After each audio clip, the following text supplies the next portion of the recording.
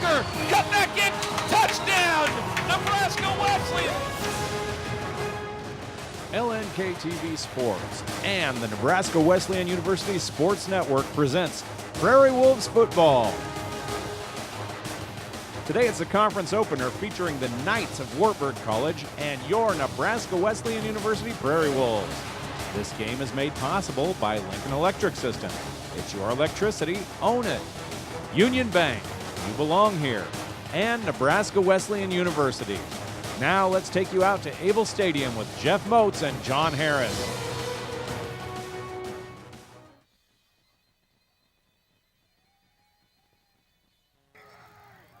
For the first day of fall, it's an absolutely gorgeous day for football here in Lincoln. Nebraska Wesleyan welcoming in Wartburg College out of Waverly, Iowa. Hello, everyone. I'm Jeff Moats along with John Harris here on the Nebraska Wesleyan Sports Network. John, the bottom line for Nebraska Wesleyan today, they got to play a complete game. This is the third meeting that they've had with Wartburg all time. Well, there's no doubt about it. I mean, this team comes in here a juggernaut. They score 50-some points a game. They have talent on the offensive and defensive side. They were in the near finals of their Division III championship last year. Well, it's a push uphill for Wesleyan. And the thing for Wesleyan, you got to get out early, number one, in order to keep that lead. Get ahead of Wartburg if you can. The other thing you got to do is win the special teams game today. Well, I'll tell you what, all phases of the game today, Jeff, and the special team game, punting the ball, pinning them back, not giving them a short field, because Seisha and JoJo McNair, the whole team, listen, you can't give them a short field. Wesleyan's special teams and team tackling will be critical. And for Wartburg, you just got to keep rolling offensively. You're averaging 51 points a game coming into today. Only had one loss against Monmouth back 2 weeks ago. Last week, they blew out Buena Vista 63-0. Well, I tell you what, they are a juggernaut. These guys are clicking on all cylinders already, and so Wesleyan's going to have to maintain the ball, keep those drives going, keep the chains moving, Jeff, getting first downs and keeping this vaunted offense off the field. You mentioned Matt Seisha. He is the quarterback. He's thrown for over 6,500 yards. Last year against Nebraska Wesleyan, he threw a career-best 5 touchdown passes. First-team all-selection for the American Rivers Conference. Well, this gentleman, Seisha, was in what is the equivalent of the Heisman finalists for Division III. So he's a talented performer. He wants to get the ball quickly out of his hands, which means that Wesleyan pass rush is going to have to make him uncomfortable. And you look at the defense, you talked about JoJo McNair. He's only a sophomore, but made a big impact as a freshman a year ago for Wartburg. Well, he's their lockdown corner already as a sophomore. Nobody wants to throw his way. He's got a punt return for 63 yards for a touchdown, and again, interceptions, 2 of them already. And you look at Wesleyan now, you got a good sophomore linebacker that we're going to be looking at here today. Also on running back on offense is Shaka Taylor. We've seen Shaka quite a bit the last several years. He's battled through injuries left and right, but he still managed to have a pretty good career and could be chasing another point in the all-time rushing chart at Nebraska Wesleyan. Well, he's one of the all-time greats for the Prairie Wolves, and he's going to go down as one of the great all-purpose backs for Nebraska Wesleyan. Shaka's come up off the deck time and time again. His toughness, his resilience, all of that, that's why he's a team leader. We should find out how Wesleyan will fare. Can they get up early today against Wartburg? That will be the key today. Plus, that special teams game will come into play as well. Should be a fun one here at Able Stadium. Sit back and enjoy this one. The kickoff is coming up next between Nebraska Wesleyan and Wartburg right here on the Nebraska Wesleyan Sports Network. When you're out to make a difference in the world, begin by exploring what inspires you at Nebraska Wesleyan University. The bridge between you and meaningful, unforgettable experiences, designed from personal attention to internships to translate into success in your career and life. A place of powerful learning designed to explore you, discover you, propel you. Nebraska Wesleyan University, NWU. Hi, I'm Ryan with LES's Save Money, Saving Energy, and I wanted to share a hot tip about keeping warm in the wintertime. Instead of turning up your thermostat, turn on a portable space heater. After all, why heat your whole house when you only want the room you're in to be warm and toasty? Oh, that's too toasty. Don't touch that, Gracie. For more energy-saving tips like this, visit us at les.com or do a search for LES Video Vault on YouTube. We'll see you next time.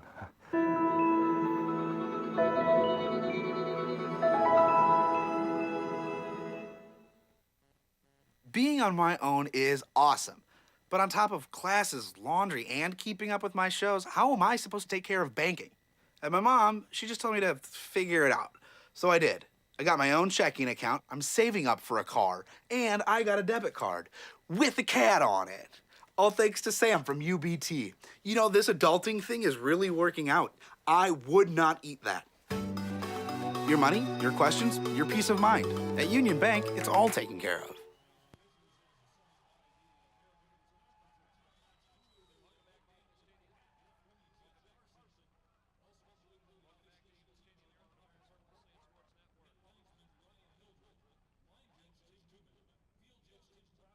Welcome back to the Nebraska Wesleyan Sports Network here at Able Stadium, along with John Harris and our entire Nebraska Wesleyan Sports Network crew. I'm Jeff Moats. We're glad to have you here for this home opener this afternoon as Nebraska Wesleyan, again, hosting Wartburg College. The Knights, sunny and 65 degrees, a light southeast breeze today, John. Just a perfect day for football in Lincoln. Well, it's a gorgeous day, and Nebraska Wesleyan donning the black unis today, Jeff. Coming in here today after being on the road. You know, they're doing the Willie Nelson on the road again, not on the road this week. A little home cooking. Take me home country road today. And Wesleyan looking to get a victory over a tough Wartburg Knights team. Well, let's look at Wartburg in perspective here. This was a team that was preseason ranked 13th, and after that loss to Monmouth College, they kind of fell down out of the ratings. They've been receiving votes. In fact, if you were to extend that top 25, they'd be the number 26 team this week. Yeah, well, listen, just a slip there for these guys, and now they're back, again, looking to get back in the win column. But Wesleyan, again, they're going to get the ball first, Jeff. You got to, as we said in the open, you got to sustain the drive. You got to move the chains. No inopportune penalties, no unfortunate penalties. Got to be smart, play an all-around solid game, the best one of the season today. Colby Ends awaiting the return. Off to our left, Kane Eagle will kick away here for Wartburg. Wartburg in the white with the black helmets, black pants. And we are underway, a deep end over end kick. Fair catch going to be waved around the 2-yard line. And Nebraska Wesleyan will begin on offense. Ryan Lawrence was the guy that made the reception there out of Millard South. So, we'll see the Wesleyan offense. This is what the starting lineup looks like.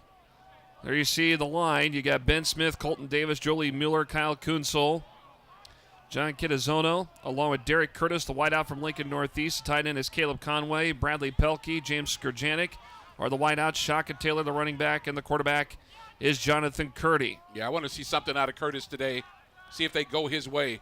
Probably going to be against JoJo McNair. Got a man in motion. Shaka Taylor gets it on 1st and 10 from the 25 and goes around right side, gets up about 3 yards to about the 28-yard line. Got to win on first down. Got to push that line of scrimmage. And, of course, the Wesleyan offensive line, Jeff, will be critical. Curdy has not thrown an interception so far this season. That means he's got the ball out of his hands quickly, and he's had some decent protection. Remember a year ago, he took over the starting duties for the first time, and he took his share of lumps, but he grew at the same time. Yeah, we were uncertain about him, but, boy, he showed up. Blitz off the edge here, left side. 2nd and 7. Taylor tries to go through the middle, gets about a yard to the 29-yard line. That Wartburg defense pretty stout. As we take a look at how Wartburg will stand on defense, there you see Jason Fisher, Rodemaker, Huskenvelt, and then Juarez are the defensive ends. There you see Clough, Friedrichs, Marcus Johnson, the linebackers, Imhoff, Dobbins, Steidler, and McNair, JoJo McNair, the cornerback that we talked about, the guy to keep an eye on defense. And their blitz, and then that ball was tipped up on 3rd down from Curdy. And tipped up in the passing lane, knocked down. That's going to be a 3-and-out, and the Prairie Wolves are forced to punt. Yeah, and that's unfortunate. That's a great job by the defensive end on the block, the tip of the ball. But Wesleyan, you don't want to go 3-and-out so quickly. I mean, that didn't take but about a minute and 10 seconds, and now you're giving the ball back to a team that scores plus 50 points a game on the season. Jackson Hines, who's been dealing with a knee injury, will be the punter. Here's the boot. Got to hit the ground. Takes a bounce to the 41, bounces inside the 35, inside the 30. They're going to let that thing roll And that's going to go down to about the 21-yard line. That's not a bad punt. Oh, that's perfection right there. That's a little rolling, rawhide. And it gets down there inside near the 20-yard line. That's beautiful. And McNary, listen, you don't want him touching the ball, first of all. And that's the great thing. Hines did not outkick his coverage, Jeff. They were right there as the ball hit the ground. Now, with Seisha back there, usually Bailey and Getch behind him. So Seisha out of the pistol. Here on 1st and 10, he'll give it up to Getch. Getch takes it around right side up to the 23, gets 2 on the pickup that time before the Prairie Wolves stop him. Yeah, usually you want to just feel it out, see what you got there at the point of attack. And Wesleyan did it, didn't get a first down. Wartburg does the exact same thing. Just test out the line of scrimmage.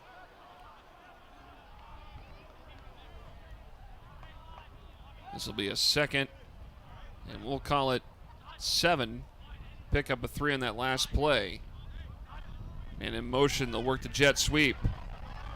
Around left side to the 30-yard line. Prairie Wolves over there to smother him. Jet sweep that time, picked up by Davion Houston, freshman out of Des Moines. There you see the defensive starters for Wesleyan. Bednar, Stolpe, Penny, McGill out of Waverly is the other defensive end. Granville, Garnis, the guy that we were going to be mentioning here during pregame, he's had an impact. Micah Dexter is the other linebacker. There you see the line. Again with McGill and Stolpe and Penny and Bednar. We'll get to your secondary here in a little bit. Yeah, they got to get some penetration. And Getch gets the carry, takes it through, gets the first down, had to get to the 31. Got a few extra yards up to the 34 too. So Wartburg sustaining the drive early. And it's all a setup. Run to pass. So we're running the pass. And don't be surprised here in a minute if Seisha bellies that ball right into his running back, pulls back, and goes over the top. So they'll work out of the pistol here on 1st and 10 from their own 34. And there it is. Off. Seisha pass, far side in the flat, complete around the 39, enough for the first down. Reception made on the far side by Colin Schulte, it looks like. Schulte made the reception for Wartburg, and that gives the Knights a first down. Yeah, you can see it was about that time. 3 runs. Now we're going to put it in the belly, pull it out, and see what we can find on the outside. Wesleyan playing soft. About a 7-yard cushion. So, 1st and 10 again from the 46. And it is Getch who gets the carry around the left side up to about the 49. That's a great job by Wesleyan running down the line of scrimmage, making a tackle. And that's Garnis. We've talked about him, 30 tackles already this season, plus an interception. Well, we talked about how Wartburg has been such an offensive machine. When the national stat rankings came out on Monday by the NCAA, Wartburg's offense, averaging 51 points a game, ranked 9th. This is an explosive offense. Pass in the flat, far side incomplete. It was intended for Dennison Harrington. So incomplete on the right side. Yeah, Harrington ready to get upfield without the ball, Jeff. Can't do it that way. Cedar Falls, Iowa junior. Got to catch it, got to secure it, then get upfield. And we've seen it so many times. The runner wants to run before they catch the ball.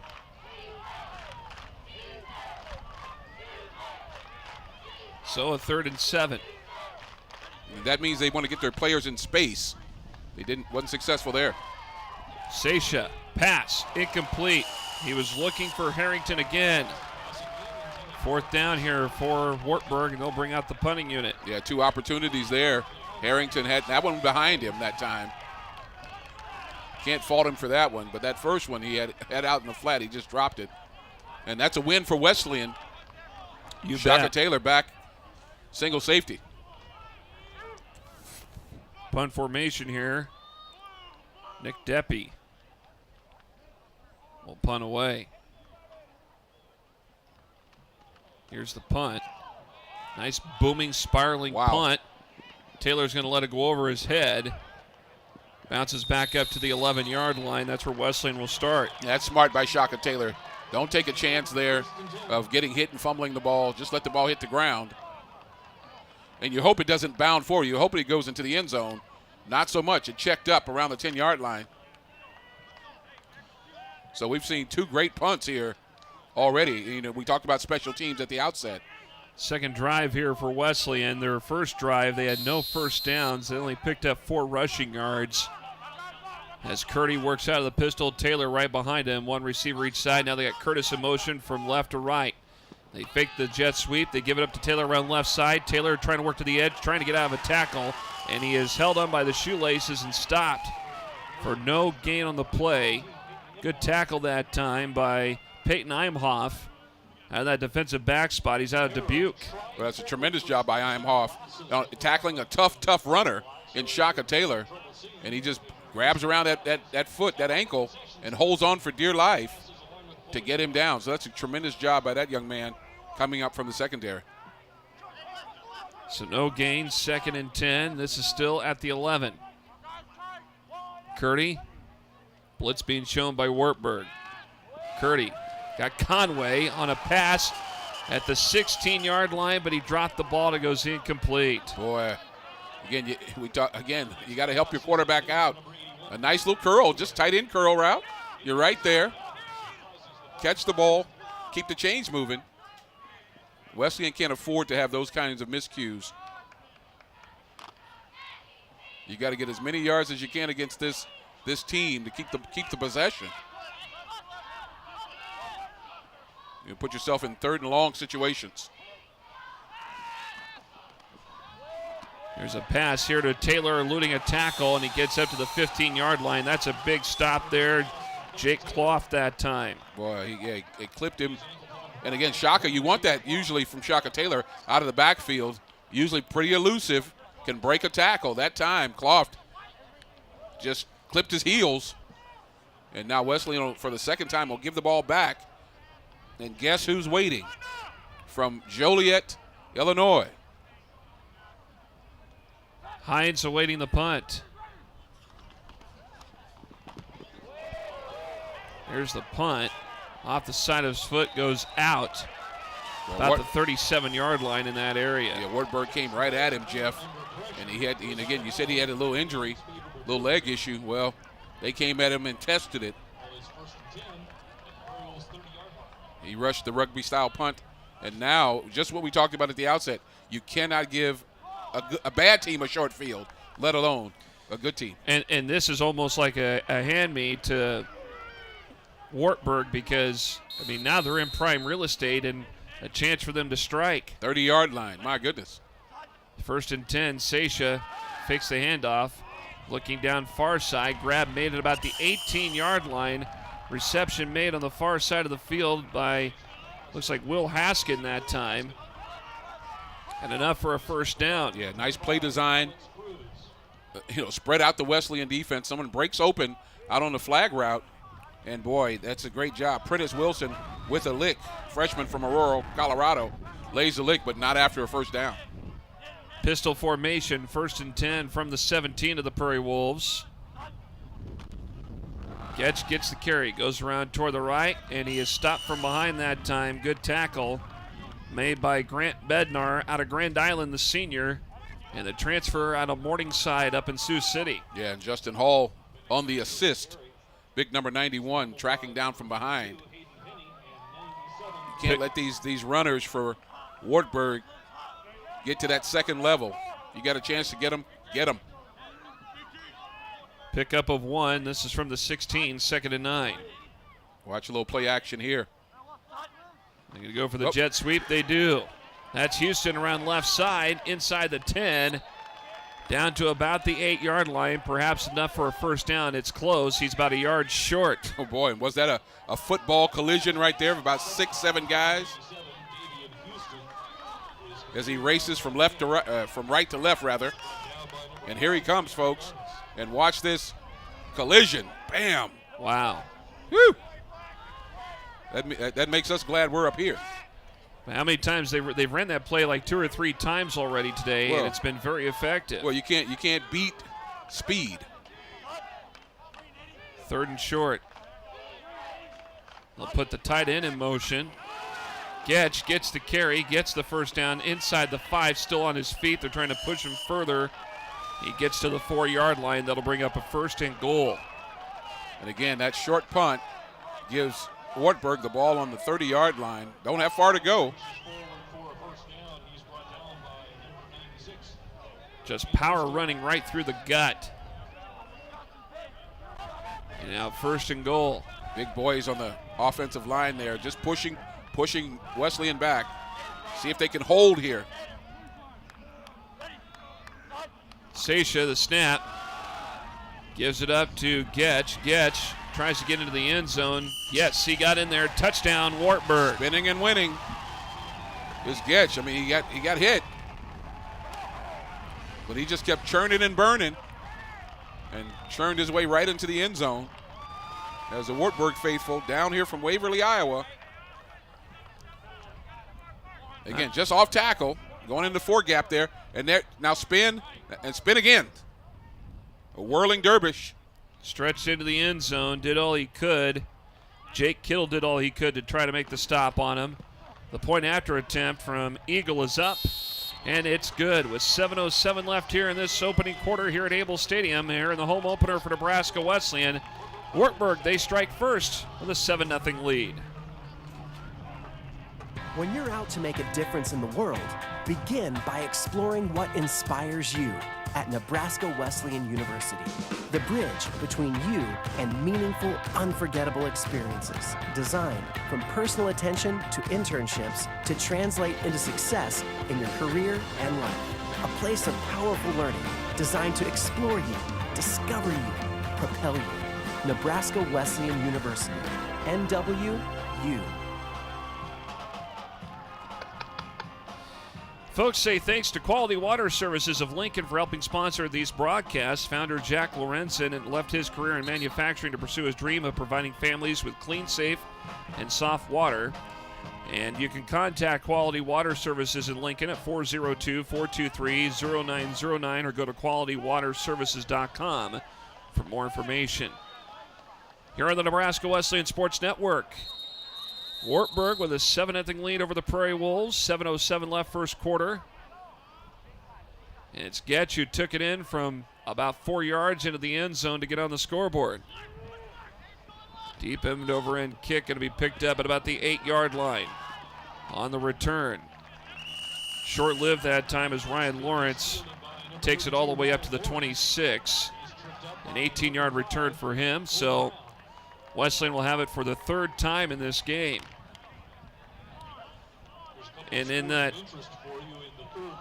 this being the 3rd offensive drive, rushing-wise, Wesleyan with only 4 rushing yards. They got 4 receiving yards. So it's been pretty subpar so far for the Prairie Wolves as Shaka Taylor gets the carry.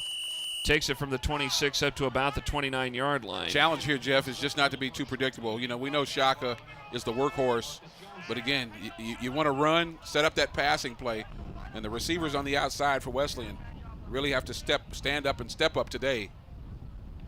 Like to see Curtis get some targets here. Also Bradley Pelkey.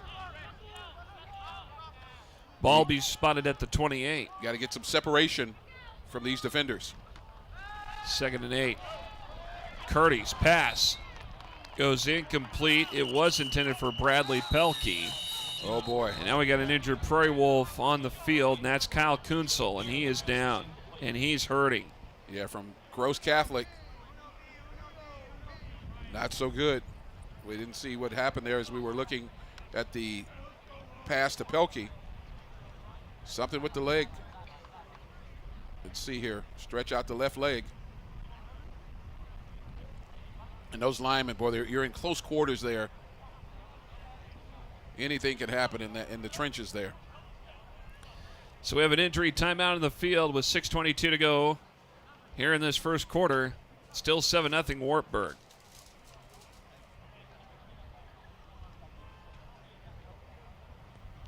Hi, I'm Ryan with LES's Save Money, Saving Energy, and I wanted to share a hot tip about keeping warm in the wintertime. Instead of turning up your thermostat, turn on a portable space heater. After all, why heat your whole house when you only want the room you're in to be warm and toasty? Oh, that's too toasty. Don't touch that, Gracie. For more energy-saving tips like this, visit us at les.com or do a search for LES Video Vault on YouTube. We'll see you next time.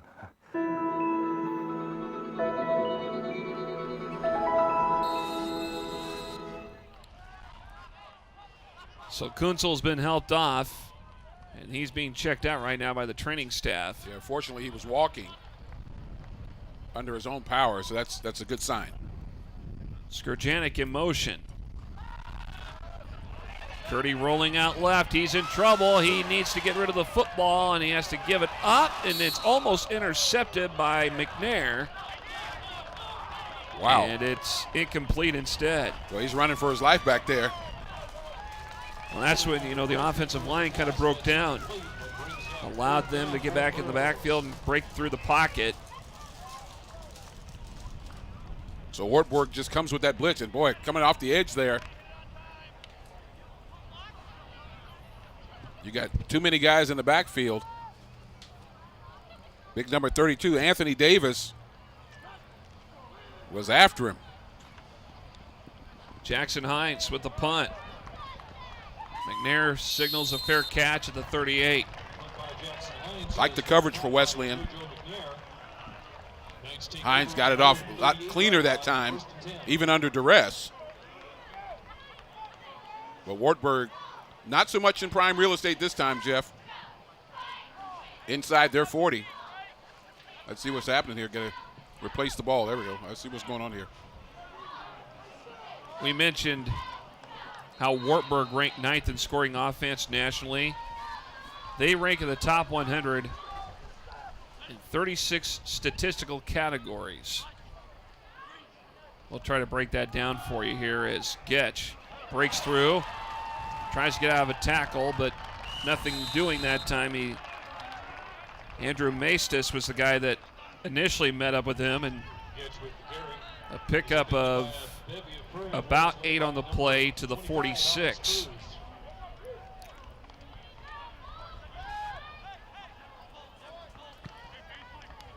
So Andrew Maestas was the guy that initially stopped his progress.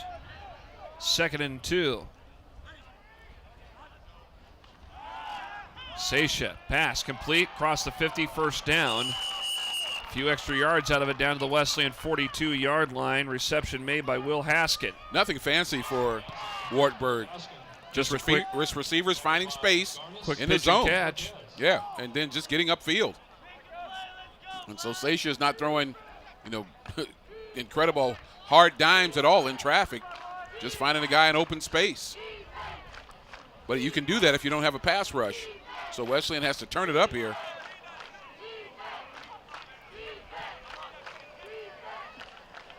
Five of 7 passes completed today for Seisha. Zone read, that time it's Gadget breaks free inside the 20, still on his feet. Bulldog from behind by Nick Cortez of Wesleyan.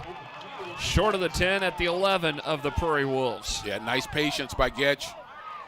Inside, then outside, got to the 2nd, now 3rd level, off to the races. And Cortez bulldogs him from behind, but boy, not after, only after a big gain from Getch. And this is what they're capable of. We said it at the outset.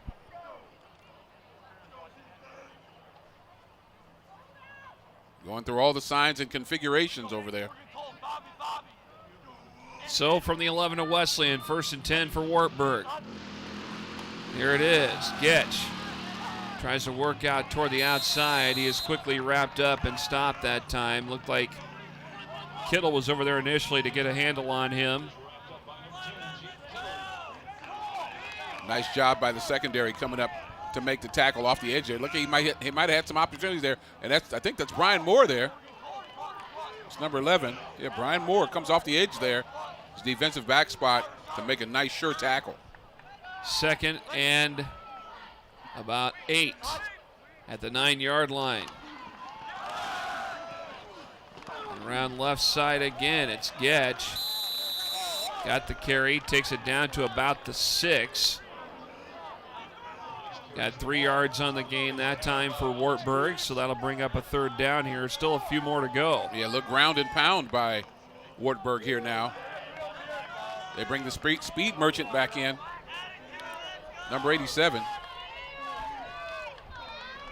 Watch that jet sweep again, Jeff. Every time he comes in. Houston will be the guy. If they do that jet sweep, he's the guy they're probably going to rely on. See if they bring him in motion. Yep. Here we go. They counter it instead. They read the defense, and Stolpe was there initially to get him. They went to Getch. They faked it. They countered it. And Wesleyan did a good job reading that. Yeah, and that's a great job using Houston as misdirection that time. No jet sweep and Getch, and boy, look at Stolpe. What a tremendous play. Penetration, sure tackle, field goal attempt.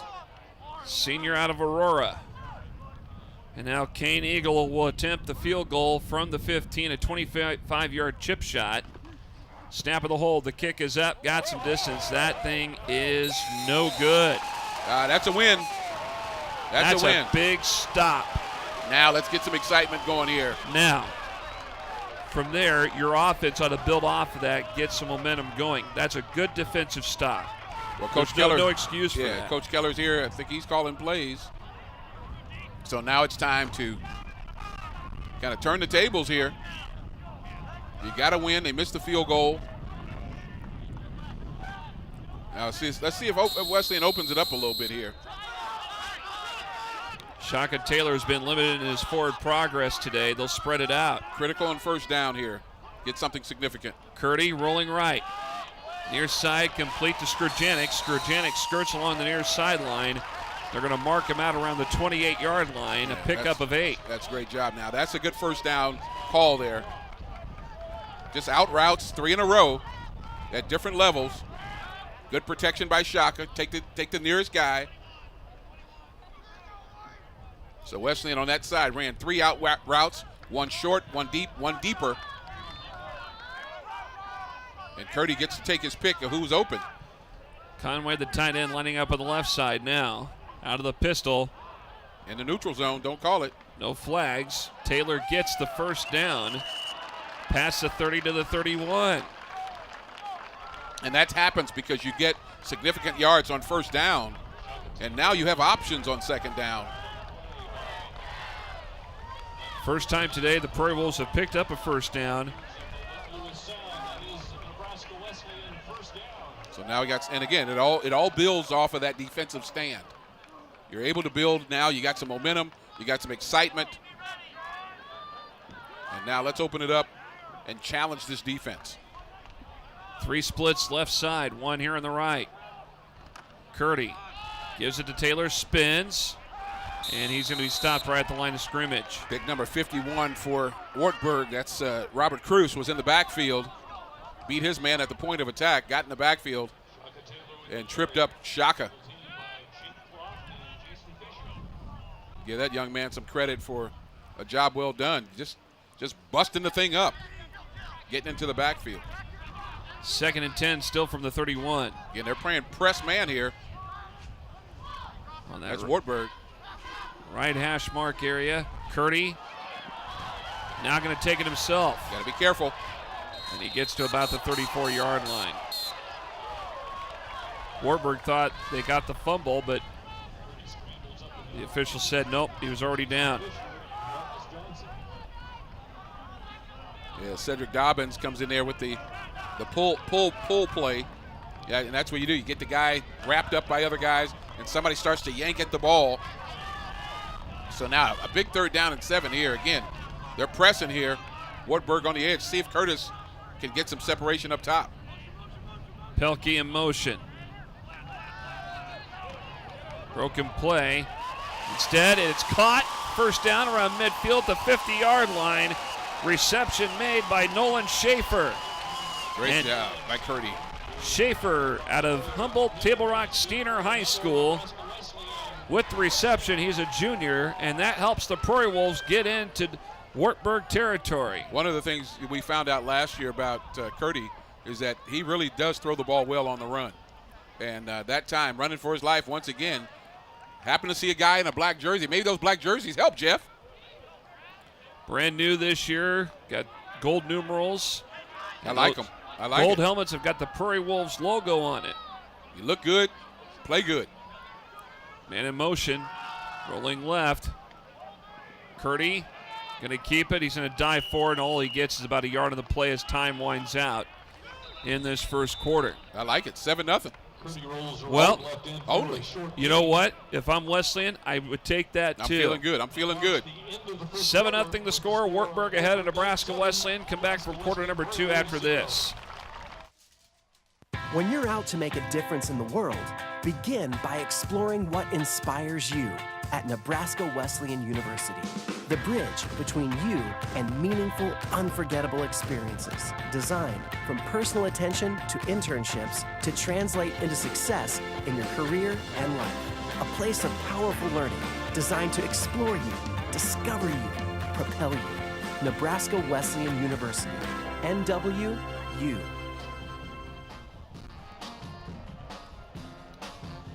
7-0 our score to begin the second quarter here on LNK TV and the Nebraska Wesleyan Sports Network. Along with John Harris, I'm Jeff Modes. Here in the home opener of the 2018 football schedule for Nebraska Wesleyan. I want to tell you about the Tree Guys, taking care of Lincoln's trees for 25 years. The Tree Guys have the experience and equipment to safely complete many different types of tree cutting services, from basic tree trimming and removal to emergency tree removal. Give them a call today. 402-438-8733 or go to LincolnTreeGuys.com. 2nd and 9 for the Prairie Wolves at the Wartburg 48. Taylor trying to get behind a block. He hesitates, and he is going to be stuffed back at the line of scrimmage. Nice job by Wartburg, just stretching the thing out. Shaka, I'm sure, would love to be able to bounce that thing outside, Jeff. Follow that right cheek of the blocker in front of him and get outside. Wartburg would have none of it. And for all the fans out there waiting for my crack staff to come through, we have multiple tidbits to share later. So hold on, folks. Don't go anywhere. 3rd and long. Curdy in the pocket, throws. Got a man over there. That was Curtis. It was tipped up, incomplete. Boy, that was good tight. defense from Imhoff that time on coverage of Derek Curtis. Boy, that was a tight window right there. Let's see it here on the replay. And, boy, that would have been a tough catch for Curtis. Not so much in his hand and being defended by Imhoff, yeah. Running right with him. And then the safety's ready to lay a lick, so if he does catch it, boy, he's going to get pounded. McNair waiting to do something special here. Hasn't had the chance yet. Jackson Hines, that rugby punt, high spiraling punt. McNair going to let it go. They're going to let that thing roll down to the 6. Boy, what a great job by Hines here today. And we talked about it at the outset. Special teams, offense, defense, and special teams. And that is a significant play in this ball game, because if you don't let this young man McNair touch the ball on the punt, then you don't open yourself up to a long return. That's a tremendous job by Hines. He's had 2 good punts today. Had a little shank jobber there on the second one. But the first one wasn't bad either. But again, I like the coverage as well. He's not out kicking his coverage. They're able to get down there. Even if McNair does catch the ball, Wesleyan's right there. Zone read that time, working to the edge off the handoff. Ball carrier that time was Connor Bailey. 5'7", 175-pound junior. He's out of Knoxville, Iowa.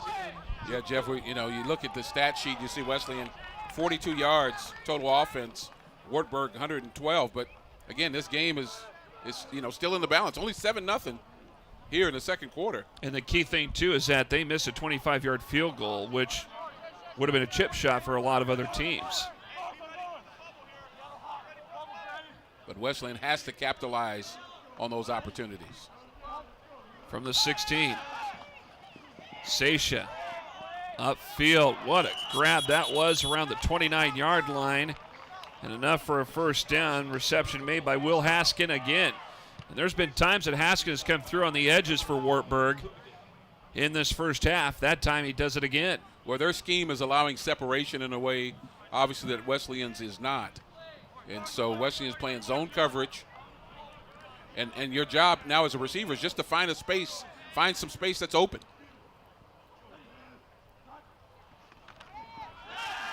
First and 10. Seisha takes it. He's going to be wrapped up and stopped around the 33-yard line. Taken down that time by Jacob Garnis, sophomore out of Julesburg, Colorado. Right across the Nebraska-Colorado border.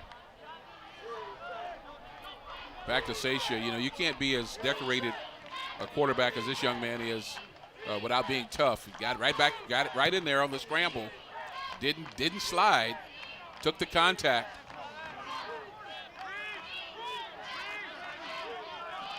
Gets the short gain now. They can do some things on 2nd and 6. Seisha hands it off. That time given up to Connor Bailey. Bailey short of the first down by a yard, gets up to the 38.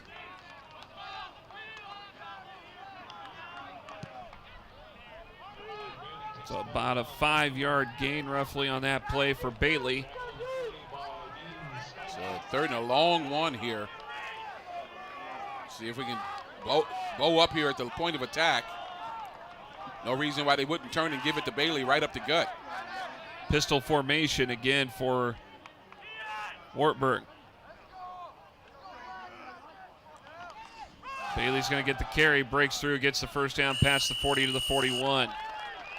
Yeah, that moves the chains once again, folks. And after a while, if you can continue to do this, begins to wear on that defense. So it also tests the depth of Nebraska Wesleyan as well. So didn't see anybody come off the field, so everybody's still on.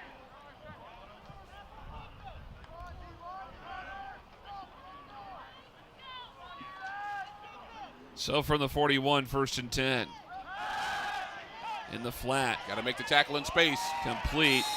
Brandon Childs was the receiver that time, gets to the 43-yard line, 2-yard gain out of it, and that's it. And give Adam Granville the tackle there. Tremendous job running from right to left, down the line of scrimmage.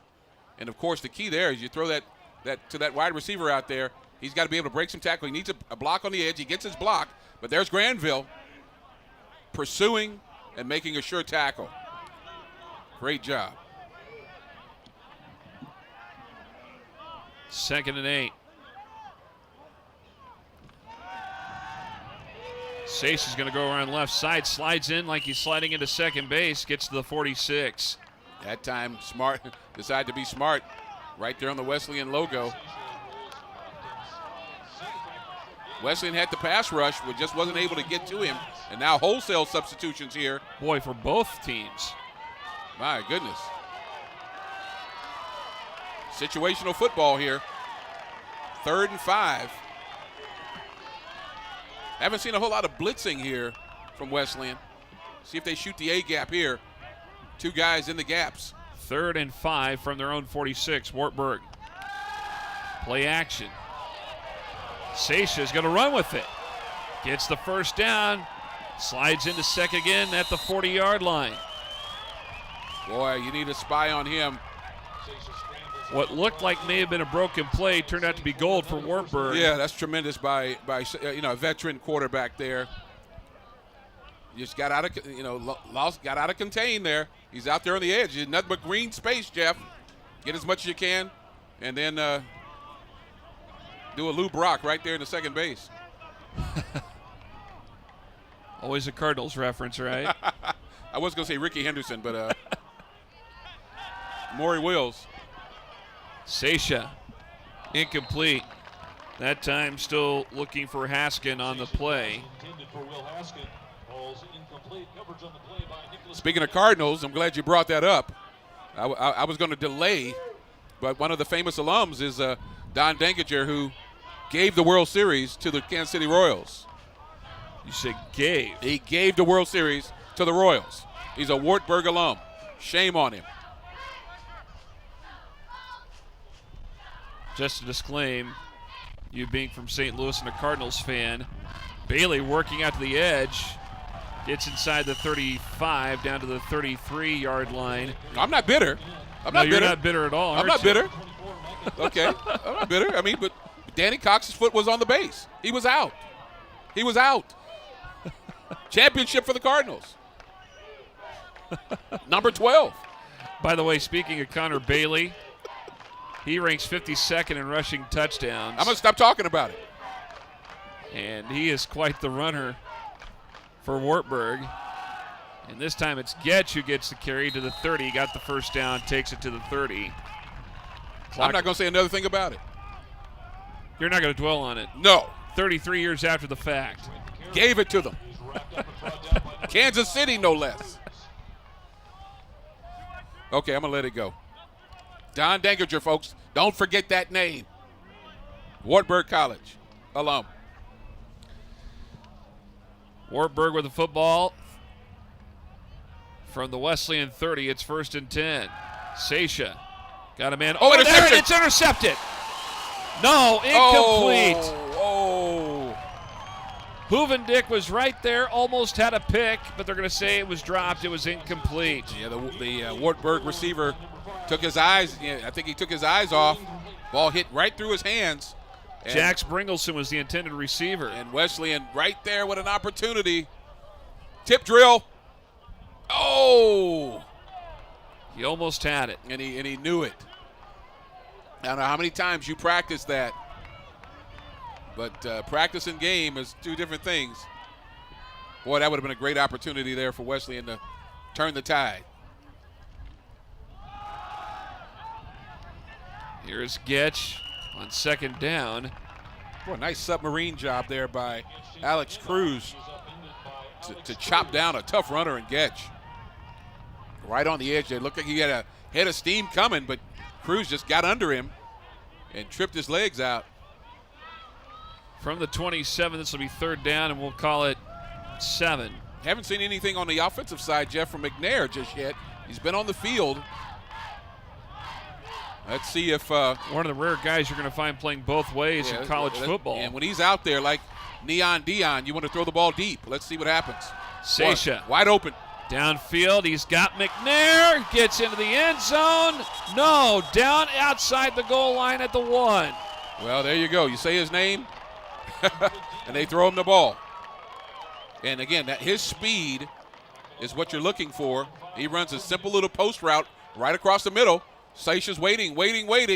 He goes up and makes a great catch. Great catch. And again, you don't bring a guy on the field like that unless you're planning on using him. From the 1, out of the I formation, 1st and goal. Here comes Getch. Did he get in there? It's close. No. He is just short.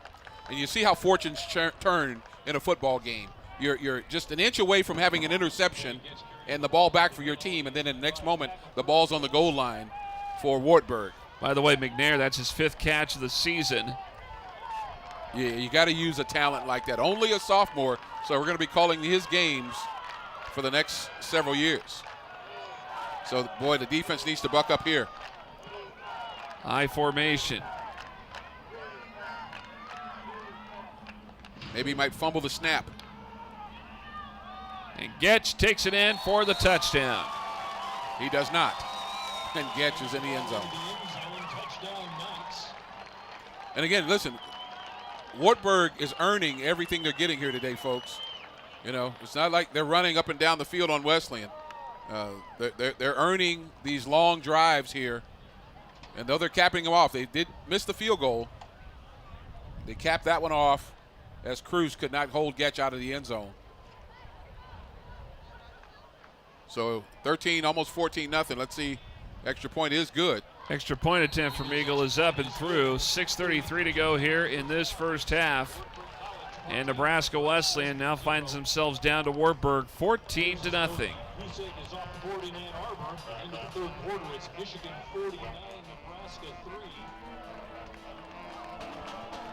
College has given me the flexibility to pursue my passions and my interests, and I've recreated my identity for myself aside from just being an athlete. My greatest personal discovery has been that I am capable of doing things that I didn't know I was capable of doing. To be able to study what I wanted to and continue to play the sport I love, all of those things came together very nicely in one package in Division III.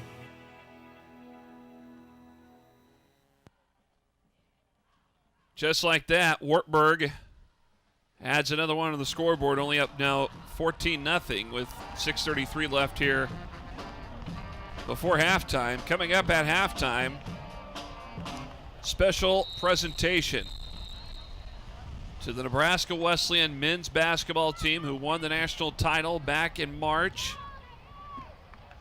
They'll be honored here at halftime.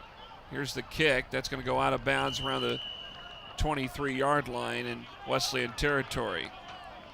Among those supporting Nebraska Wesleyan broadcast, Petro Family Dental Health in Omaha at 144th and Dodge. A very relaxed, friendly atmosphere with an early and lunchtime appointments available.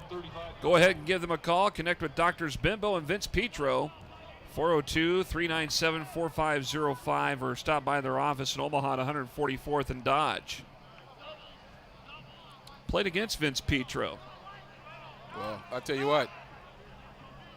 Well-deserved ceremony for the basketball team. We did their games last season. We saw some great basketball, and to watch them down the stretch win the national championship was just a tremendous, tremendous thing.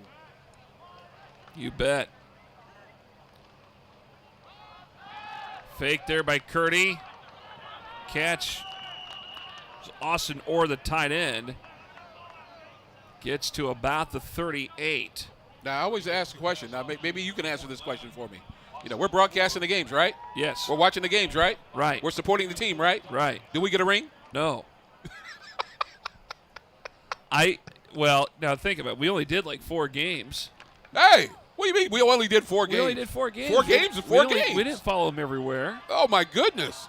Now, if we followed them everywhere, I could see it. I think support is support.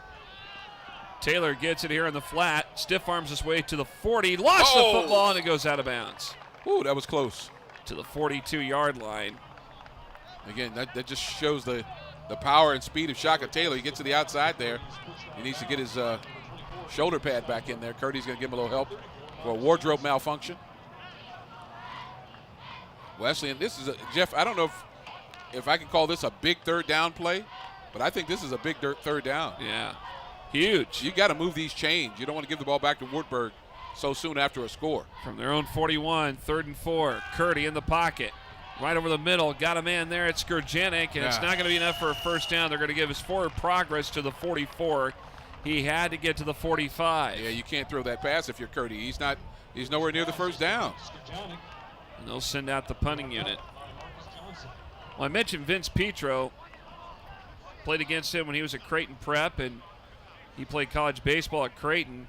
And, of course, they're big supporters of Prep alumni. And among the alumni from Creighton Prep, Nate Shimonitz. Yeah, big time. Part of the national championship team here at Nebraska Wesleyan. A significant contributor. Shimonitz, he was out. He was hurt earlier in the season. He comes back. Boy, he came back strong, though. Here is Hines with the punt. Here we go. McNair says fair catch at the 19.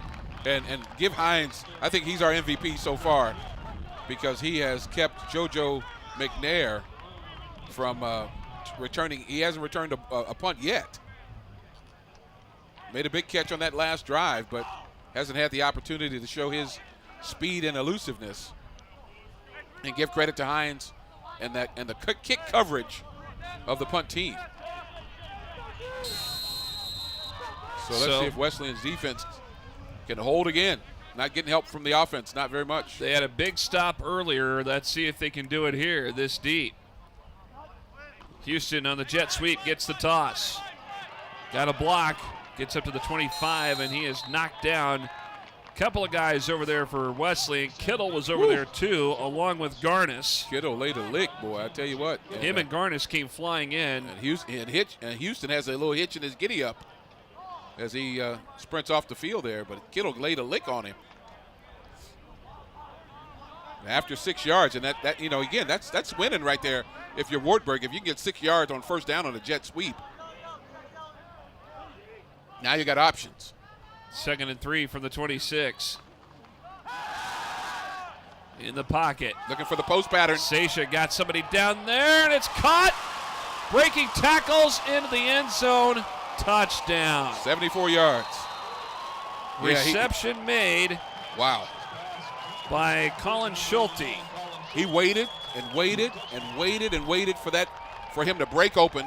Double coverage, and he split the coverage on the post pattern, and Sasha laid it right in the breadbasket, folks. Man, that was waiting. perfect. 1, 2, 3. Take a look at this. And look at that. Look at that. Breaking tackle, Schulte kept it going. 10 of 14 passing today for Matt Sasha, and the extra point is up and good with 4:14 to go. Here before halftime, it's Wartburg 21, Nebraska Wesleyan nothing on the Nebraska Wesleyan Sports Network. Being on my own is awesome. But on top of classes, laundry, and keeping up with my shows, how am I supposed to take care of banking? And my mom, she just told me to figure it out. So I did. I got my own checking account, I'm saving up for a car, and I got a debit card with a cat on it. All thanks to Sam from UBT. You know, this adulting thing is really working out. I would not eat that. Your money, your questions, your peace of mind. At Union Bank, it's all taken care of.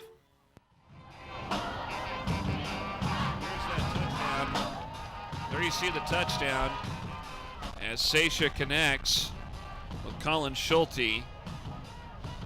Broke out of 2 tackles and got it in there for 74 yards. Again, you got to have some pass rush, Jeff. No pass rush gives Sasha just all the time in the world. He just loaded up and threw it about as far as he could throw it. And again, he waited for that pattern to materialize and dropped it right in there. Here's Eagle. We picked up at about the 10-yard line. Lawrence on the return. Flags thrown.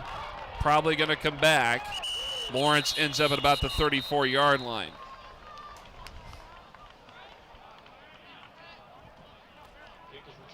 Let's find out what the penalty is.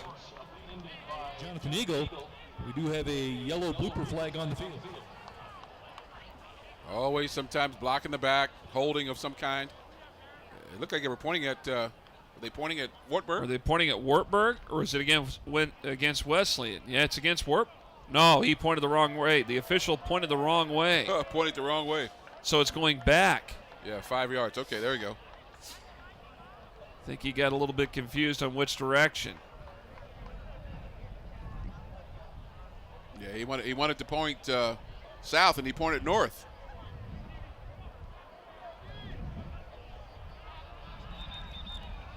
So the football will go back to the 10-yard line of Nebraska Wesleyan.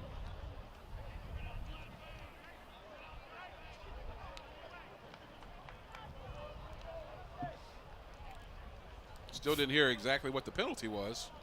Somebody in the truck can let us know.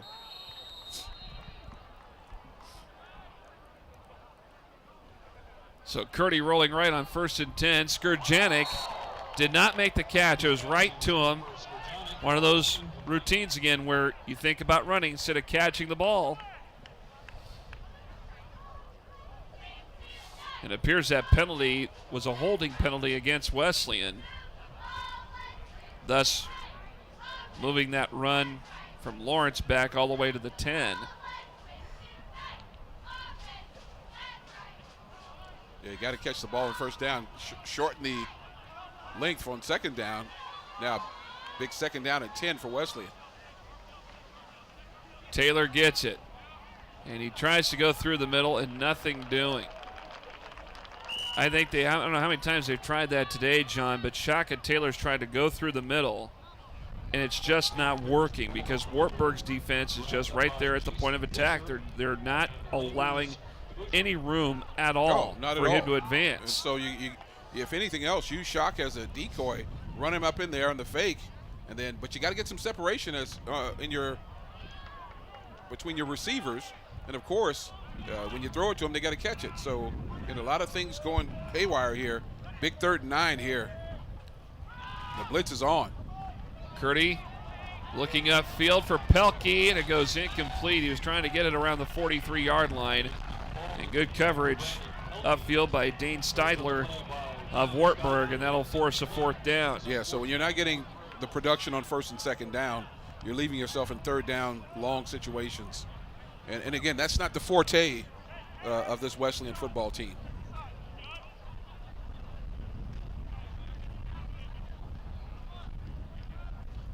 And Curdy, to his credit, just doesn't have the time back there to be able to stand back there like Sasha. So now this might be the opportunity. Skipper. Hines gets it off in time, bounces around the 39, ahead past the 50. Wow, look at that thing roll. They're going to let that thing roll all the way down my goodness. to the 36-yard line of Wartburg. There's your MVP, folks. Oh my goodness. It hit the side. It didn't take the end over end. It just got on its side and started rolling sideways. Tremendous kick by Hines. We know who the conference player of the year week is going to be. At least the special teams player of the week. Well, he's done a very good job. Man, that's tremendous. Of placing punts today. Only had one shanked punt. And that way, again, JoJo McNair can't get the ball, so that's been tremendous thus far. A little play action here. Sasha's got Schulte again around the 41 of Wesleyan. That's where he is stopped. They converge in on that time. Yeah, just big holes in that zone, Jeff. And they're finding their stride. Alex Cruz among those over to make the stop. Now under 3 minutes, they're looking to get another score before halftime. Sasha again, complete around the 36.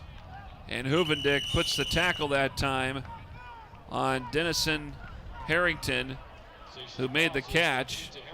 Short of the 1st down by about 2 yards. Now a big up-tempo game for Wartburg. Trying to wear down that Wesleyan defense. Sasha again. Got someone over there, and it's caught. Spinning out of tackles and down inside the 15 at about the 12-yard line. Another reception for Will Haskin. Boy, he's just doing this with surgical precision. And now they're really hurrying things up.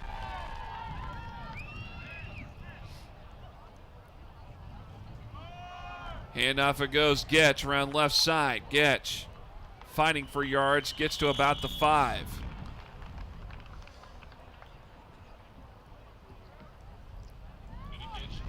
How about this for a stat this afternoon?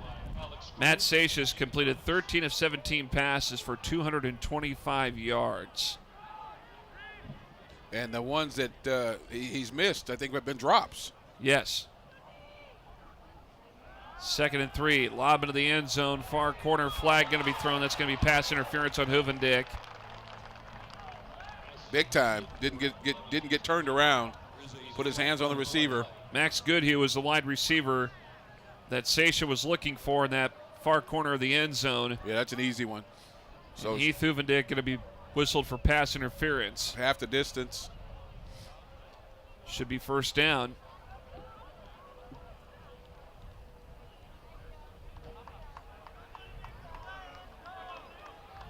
Ref's mic is not working. Nope. At least we can't hear it on our end. So 1st and goal. We've been here before. Quite a bit today. Down to a minute 40 here before halftime. And Getch going to take it, and he's going to try to spin, and nothing doing there. Good Alex job. Cruz among the defenders over there for Wesleyan. Awesome for Wesleyan. Great Got job. some help from Micah Dexter as well. Got a lot of guys to help up. Getch looking for another score. Already 1 touchdown today.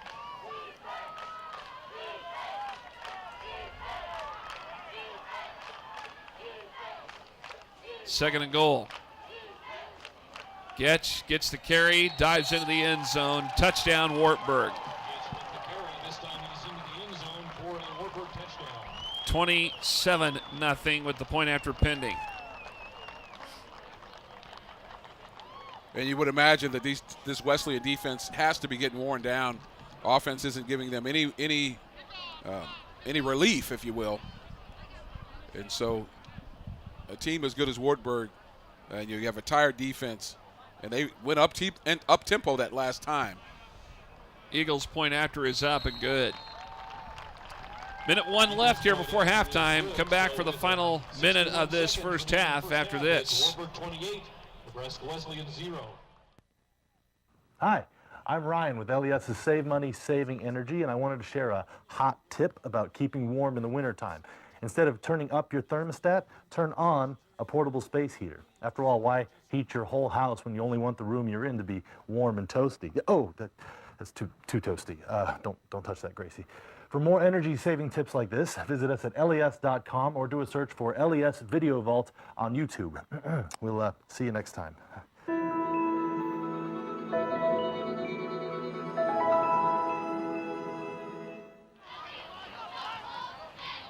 There you see some of the Wartburg fans that made the trip all the way from Waverly, Iowa, a little bit north and east of Des Moines, not too far away from Mason City. I've actually been to Wartburg. Spoke there back in 1996, the night of the Arizona State-Nebraska game. Here's the kick, returned from the 5. That's Lawrence. And Lawrence gets all the way to the 26. And you remember that game, don't you? Yes, I do. In fact, my first year of college, I was at a party, DJing a party, and then I met up with some friends afterward. We went and watched the game. And that's when Nebraska's undefeated streak came to an end. And they got shut out. 19-0. Big time. And Jake the Snake. Jake Plummer was the Arizona State quarterback. And there was a guy who was a Nebraska quarterback. Name is Frost, I believe. Yeah. Scott Frost, the quarterback. Here's Shaka Taylors. They go up the middle again. They get from the 27 to about the 29, 2 yards on the pickup. But, and what's interesting to note is that Scott Frost took a lot of flack. Boy, did he take a lot of flack. From pretty much every Nebraska fan that you could see. They had him hanging in effigy in a couple of places. But it wasn't until the following season when they went to Washington. Woo. And they pulled off a huge win up there in Seattle. They beat Brock Heward. He won. Yeah, beat Brock Heward. That's right. Beat him like a drum. Now Brock Heward's doing TV broadcasting. And Scott Frost is coaching football. And he's coaching football. Final 10 seconds here. Oh, what a play. Taylor trying to work to the edge. He is tripped up and stopped. What a play. Man, oh man. And time's going to wind out, and we're going to head to the locker room. And Wartburg has come out flexing their muscle. Oh, Imhoff there. He beats the block, makes a great tackle. So they've been flexing their muscle here in this first half. And they take a 28-0 lead here into the locker room over Nebraska Wesleyan. Stay tuned. When we come back, we'll bring you a special awards presentation for the Nebraska Wesleyan men's basketball team. More to come in a few moments on the Nebraska Wesleyan Sports Network. When you're out to make a difference in the world, begin by exploring what inspires you at Nebraska Wesleyan University. The bridge between you and meaningful, unforgettable experiences. Designed from personal attention to internships to translate into success in your career and life. A place of powerful learning designed to explore you, discover you, propel you. Nebraska Wesleyan University. NWU. Being on my own is awesome, but on top of classes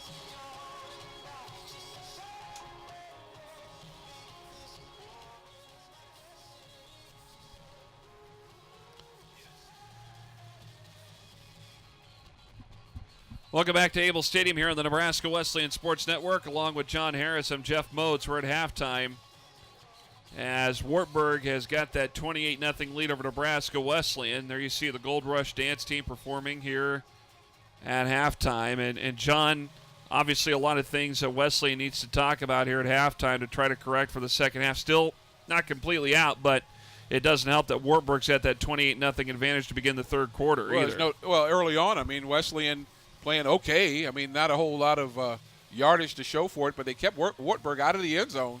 You know, only 7-0 early. Had some opportunities, had a short field, gave them that short field, that 30-yard short field, and they capitalized.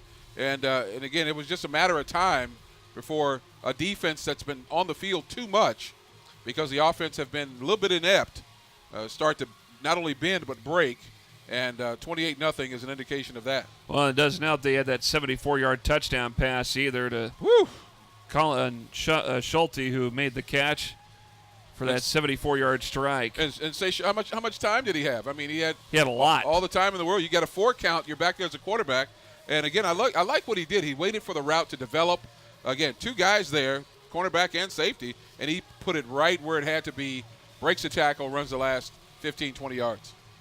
So the Gold Rush finishing up their performance, and there now goes we're Schulte. What's that? There goes Schulte. So there right goes Schulte, yeah, as you see the highlight on the replay here.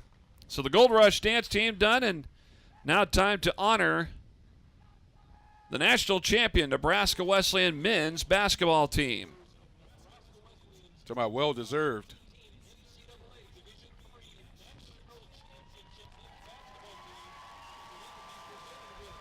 Here's our public address announcer, Loy Watley.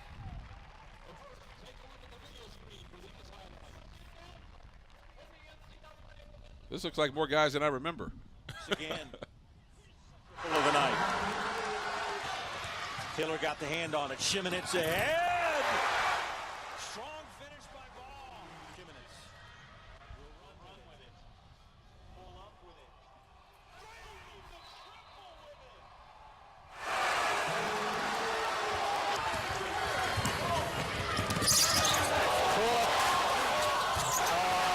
Given a little bit of space. A jump stop and a slip. Garber with 3 on the shot clock. Steps back. About it. And he shows a little emotion. Now 22 on the shot clock. Hiller, yes! I didn't even have to get the chance to say what kind of play they should draw up. Hiller, ice water in his veins. Big 3. Boots on Shimonitz.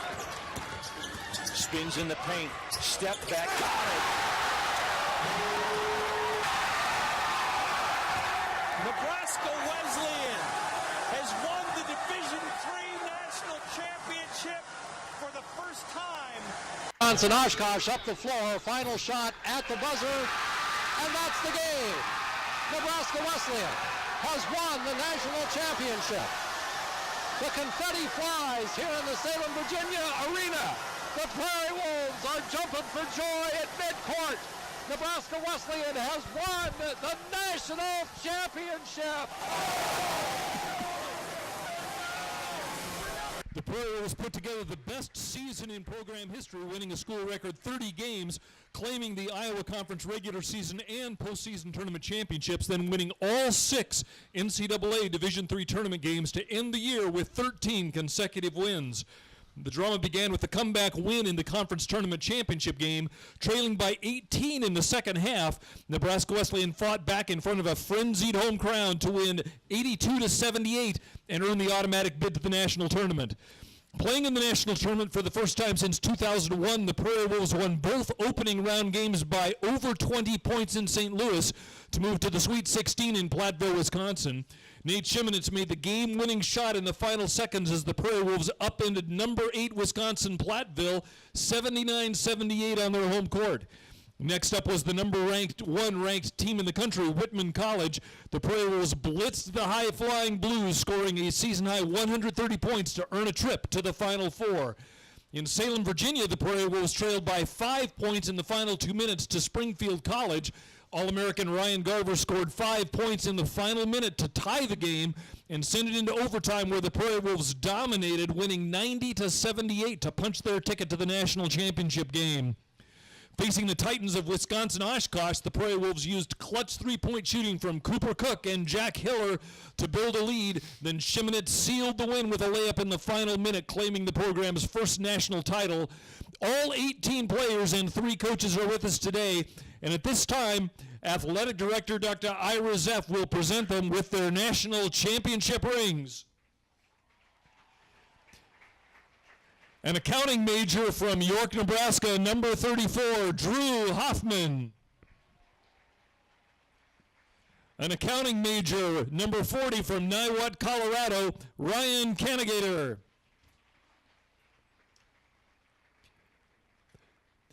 Number 50, from Highlands Ranch, Colorado, J.T. Bly. A business administration major from Shawnee, Kansas, number 14, Casey Conklin. An accounting major from Beatrice, Nebraska, number 20, Ty Bardsley.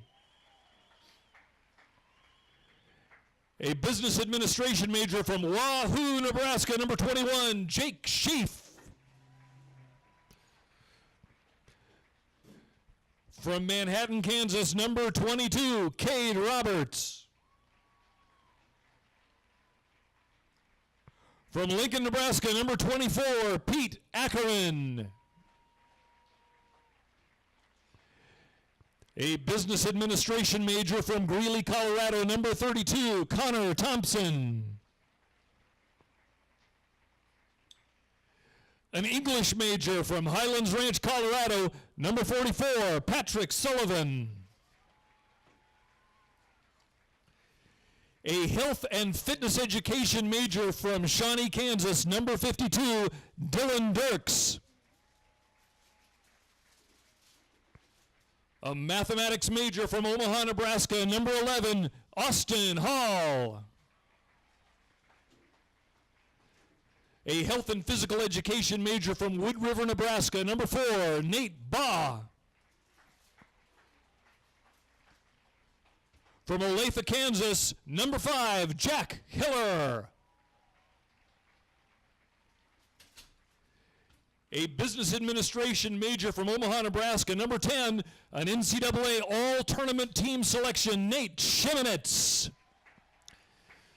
A business administration major from Lincoln, Nebraska, and NCAA All-American, number 23, Ryan Garver.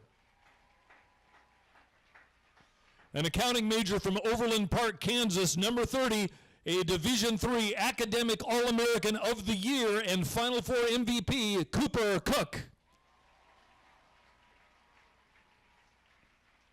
A business administration major and the team's lone senior from Omaha, Nebraska, number 3, Dion Wells Ross. And now the coaches, starting with assistant coach Casey McGraw. And assistant coach Trevor Johnson. And your NCAA Division III National Coach of the Year, Dale Wellman.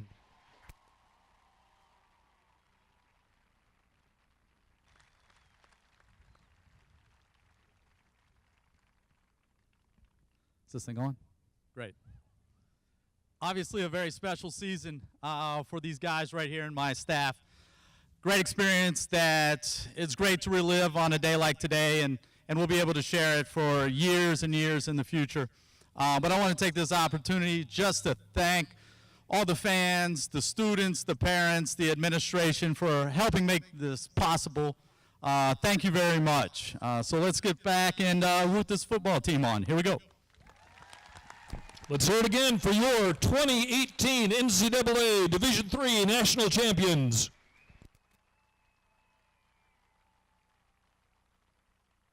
When you're out to make a difference in the world, begin by exploring what inspires you at Nebraska Wesleyan University.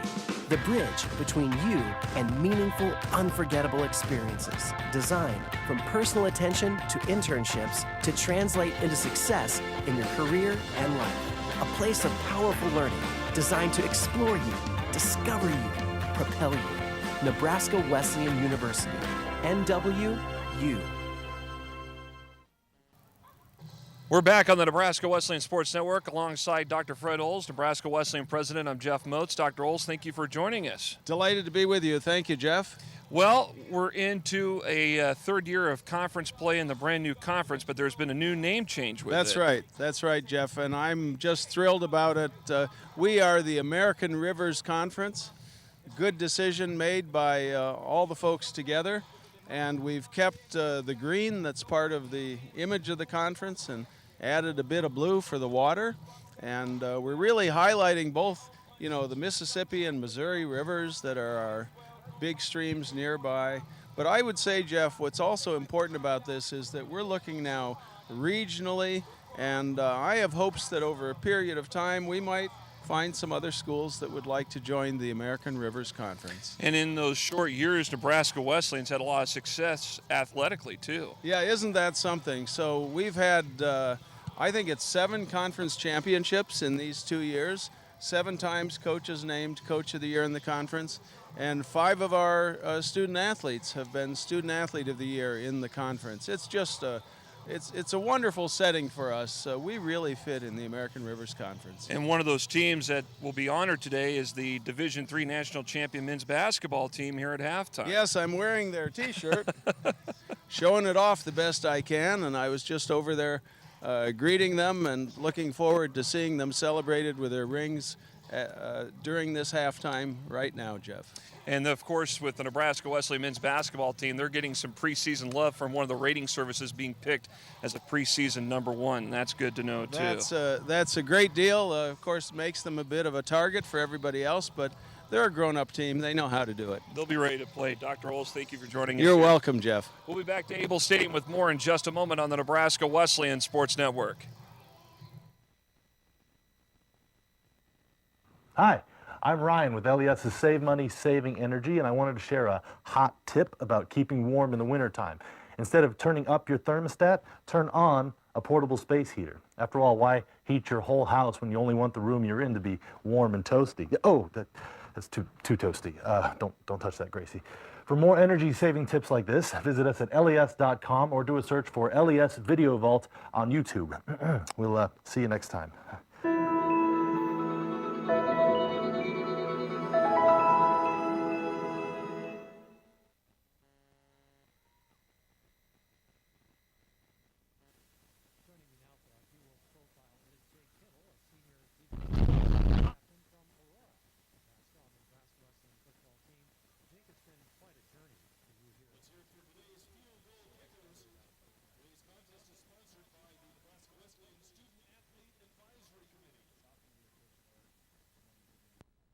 When you're out to make a difference in the world, begin by exploring what inspires you at Nebraska Wesleyan University.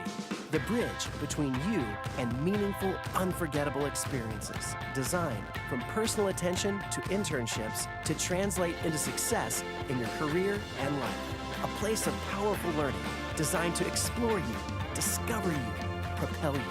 Nebraska Wesleyan University. NWU.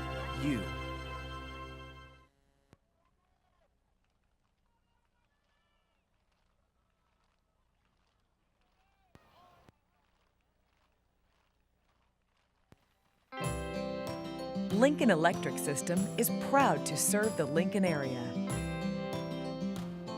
We can't imagine a better community to work for, so we owe it to our customers and team members to be something even better.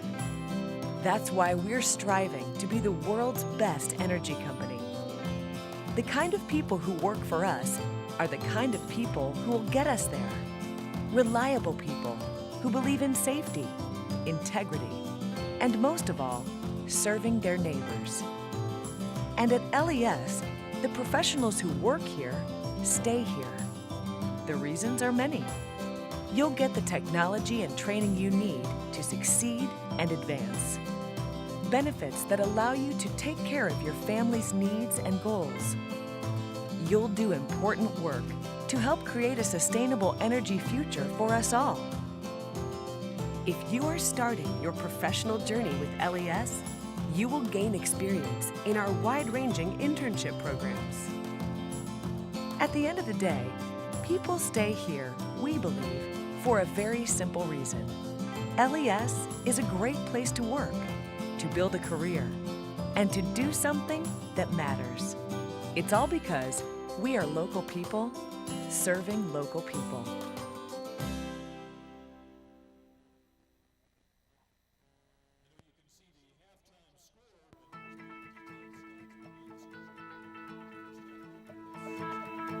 College has given me the flexibility to pursue my passions and my interests, and I've recreated my identity for myself aside from just being an athlete. My greatest personal discovery has been that I am capable of doing things that I didn't know I was capable of doing. To be able to study what I wanted to and continue to play the sport I love, all of those things came together very nicely in one package in Division III.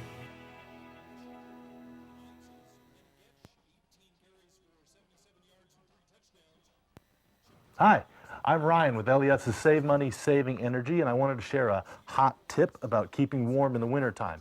Instead of turning up your thermostat, turn on a portable space heater. After all, why heat your whole house when you only want the room you're in to be warm and toasty? Oh, that's too toasty.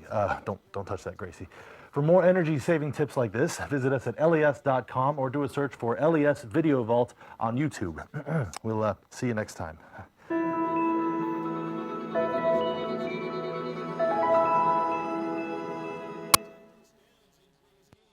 Being on my own is awesome. But on top of classes, laundry, and keeping up with my shows, how am I supposed to take care of banking? And my mom, she just told me to figure it out. So I did. I got my own checking account, I'm saving up for a car, and I got a debit card with a cat on it. All thanks to Sam from UBT. You know, this adulting thing is really working out. I would not eat that. Your money, your questions, your peace of mind. At Union Bank, it's all taken care of.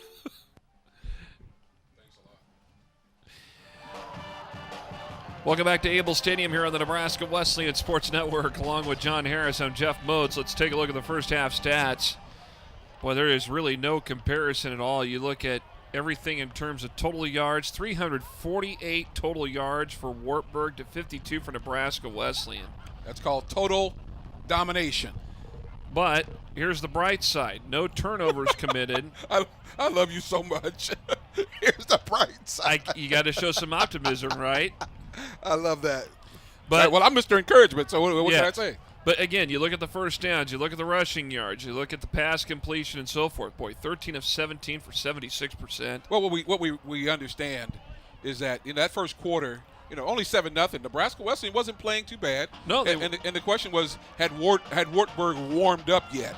Right. And by second quarter, again, without moving the ball significantly, Nebraska Wesleyan puts themselves in situations where you got to punt, you give the ball back to them, and again, you got to remember, we had some opportunities on a potential interception, blew that. They did miss a field goal. We had some momentum there.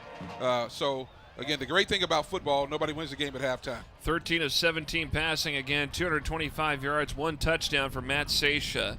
Yeah, Last year, he threw for 5 touchdowns against Wesleyan. And again, that zone defense, Jeff, they're just finding space, and that's the challenge. They're not doing anything fancy. They're just running a guy into some zone space.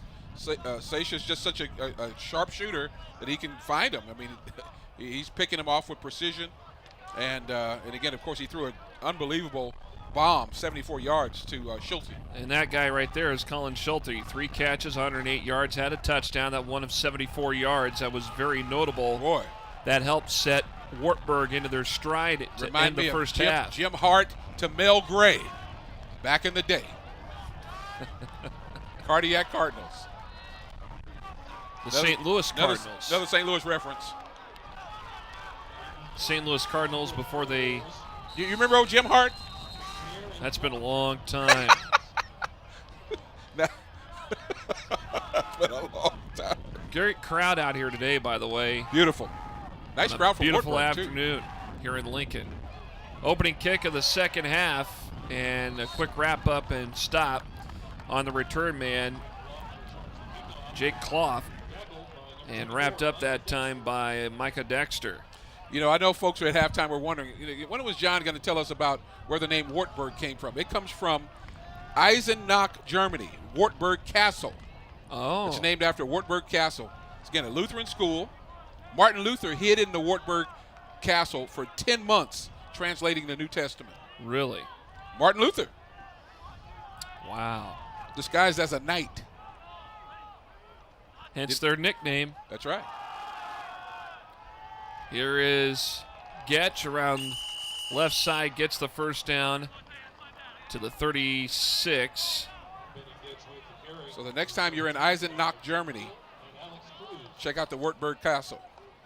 I'll have to keep that in mind. I'll talk to my travel agent about that. Get that booked. You know what? Every student at Wartburg, every first-year student is knighted by the president. Is that right? That's right. Every first-year student, that's a part of new student orientation. I don't know if they hit him with a sword or, or something like that. I don't know. Pistol formation here as Getch works to the edge, gets to the 40-yard line. Watch that sideline there. Picks up about 4 on the play. Maybe another yard to the 41. Getch had about almost 80 yards in that first half.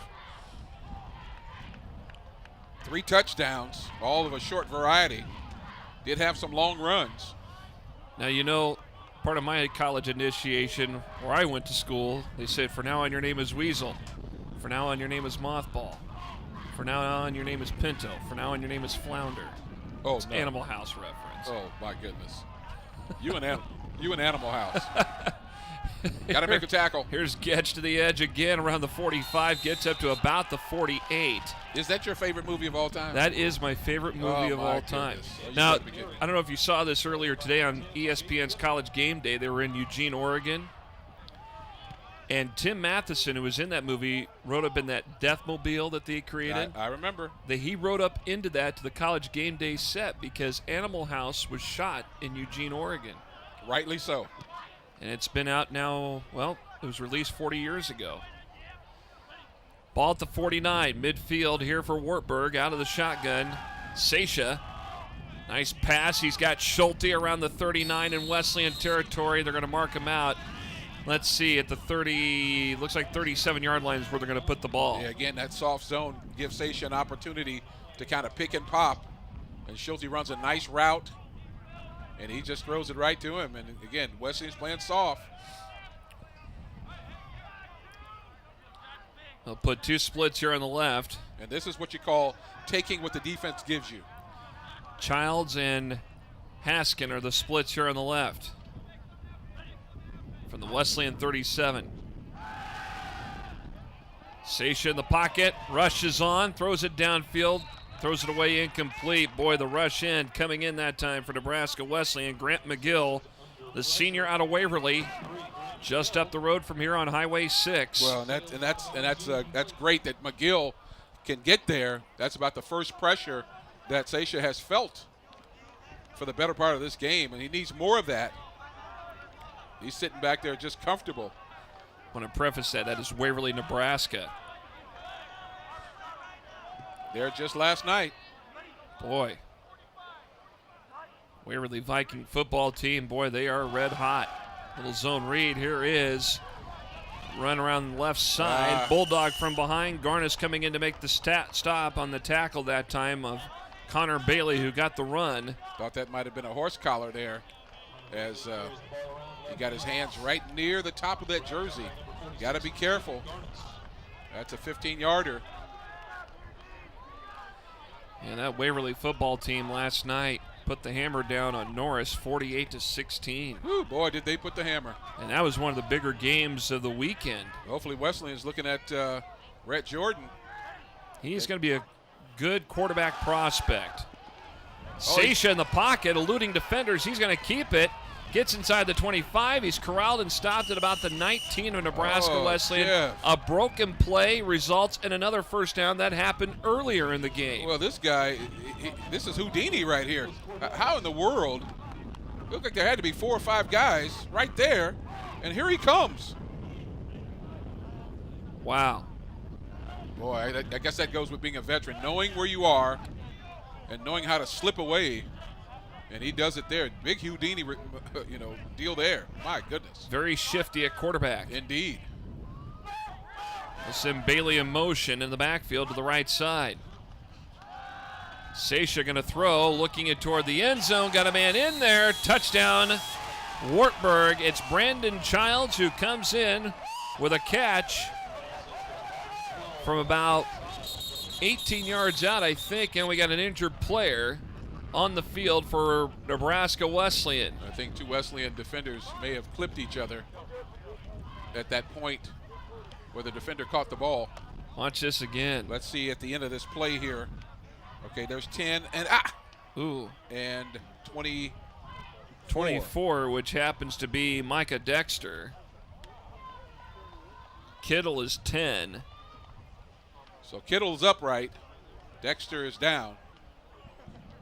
I wonder if he hurt a knee or something. He is down on his back, but they're going to help him up. Looks like he's okay. He's limping stinger. a little bit. Little stinger, but what a pitch and catch from Wartburg now, up 34-0.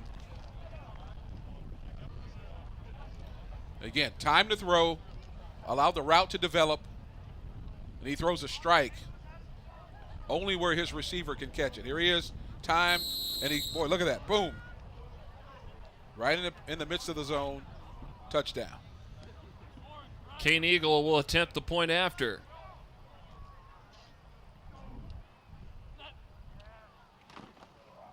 Point after attempt is up, and this one is good. 35-0. 11:46 to go. Quarter number 3. And the Knights continue to flex their muscles here in Lincoln. After living in roughly every apartment complex in town, I was ready to buy a home. Like without roommates? Okay, 1. Hi, Eddie. Only problem, I did not know how to buy a house. Luckily, Sherry at UBT walked me through everything. She helped me set up automatic payments and even explained what escrow is. And now I have an awesome backyard for this ferocious beast. Thanks, Sherry. Your money, your questions, your peace of mind. At Union Bank, it's all taken care of. Quality Water Services of Lincoln. If your tap water doesn't taste great or if it puts off an unpleasant smell, it's likely time to bring in the experts to test the quality of your water. Impurities and other contaminants can put your family at risk. Contact Quality Water Services at 402-423-0909 or go to qualitywaterservices.com for more information. Quality Water Services, clean water since 1949. Wartburg up 35-0. Ball dropped by Lawrence. He's going to pick it up from around the goal line, trying to return it, and he is going to be stuck around the 6-yard line. And again, we talked about, John Harris, how special teams very important in this matchup today. Yeah, that's a no-no there. You drop the ball. You almost wish the ball would have gone into the end zone. But you drop it, you got to pick it up, and there was Wartburg, ever present. So Wesleyan first possession. This is their first possession here. No, they got the kickoff, second half. So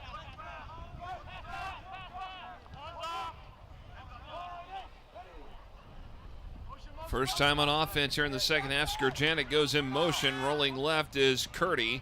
Curdy trying to work toward the edge. Ran out of bounds around the 10-yard line. Here's something to think about. Wesleyan had 52 yards of offense in the first half. That's it. 52 yards. Doing 25 plays, no less. So, and that's not going to cut it. No. And so a lot of things had to be adjusted here at halftime, and you hope that even though they're down 35-0, that you can see a little bit of a resurgence.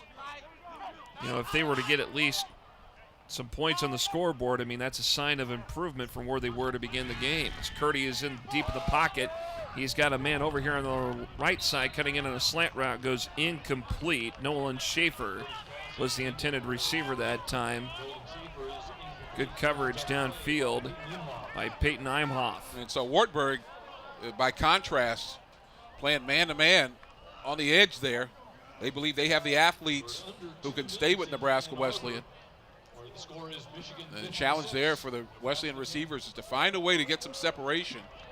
Curdy had some time that time and was not able to connect. This Again, another big third down. 3rd and 7 at the 13. A-gap blitz. Check that at the 8. Curdy has to get rid of it. Pass complete. Conway breaking a tackle. Did he get the first down? Looks like he did, to the 19-yard line. Boy, that's a big first down. And you got to use this guy. Got to use this guy. I'd love to see more from Conway.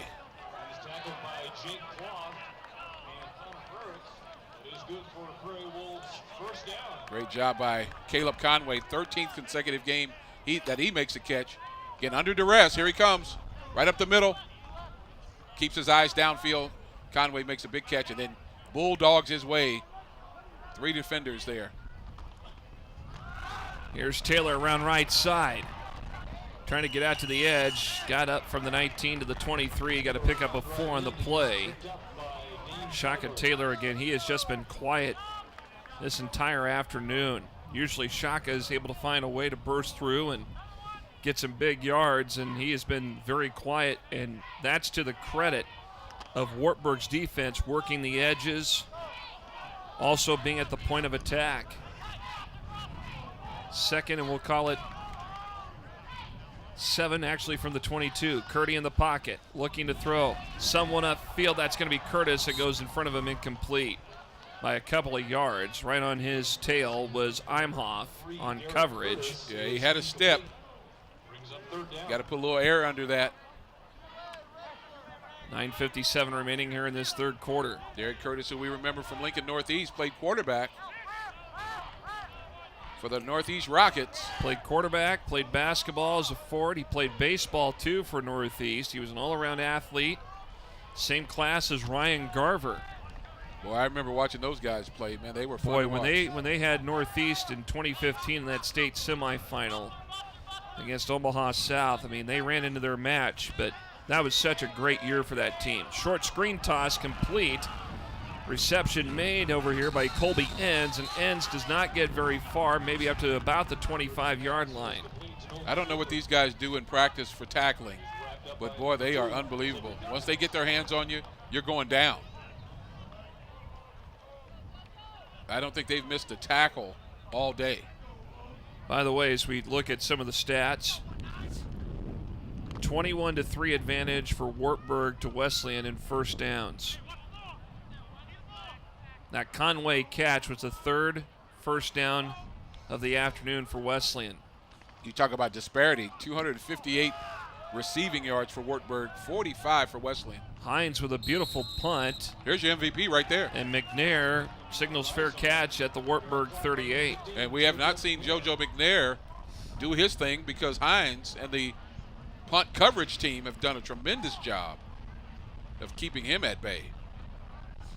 You don't want him adding his signature to this game as well. Wartburg, you know, they've got a good athletic department. This football program's solid. Their men's basketball team we've seen in recent years, and even the women's basketball, they've had some great teams. Got to make a tackle. Bailey gets the carry here around left side, quickly wrapped up and tackled. Hayden Penny was over there for Nebraska Wesleyan, among others, along with Jacob Garnis. What's really challenging about that play, Jeff, is if we see the replay, the Nebraska Wesleyan linemen were 5 yards down the field while the tackle was being made. That means the offensive line of Wartburg was pushing and pushing them away. Can't have it. Show some resistance.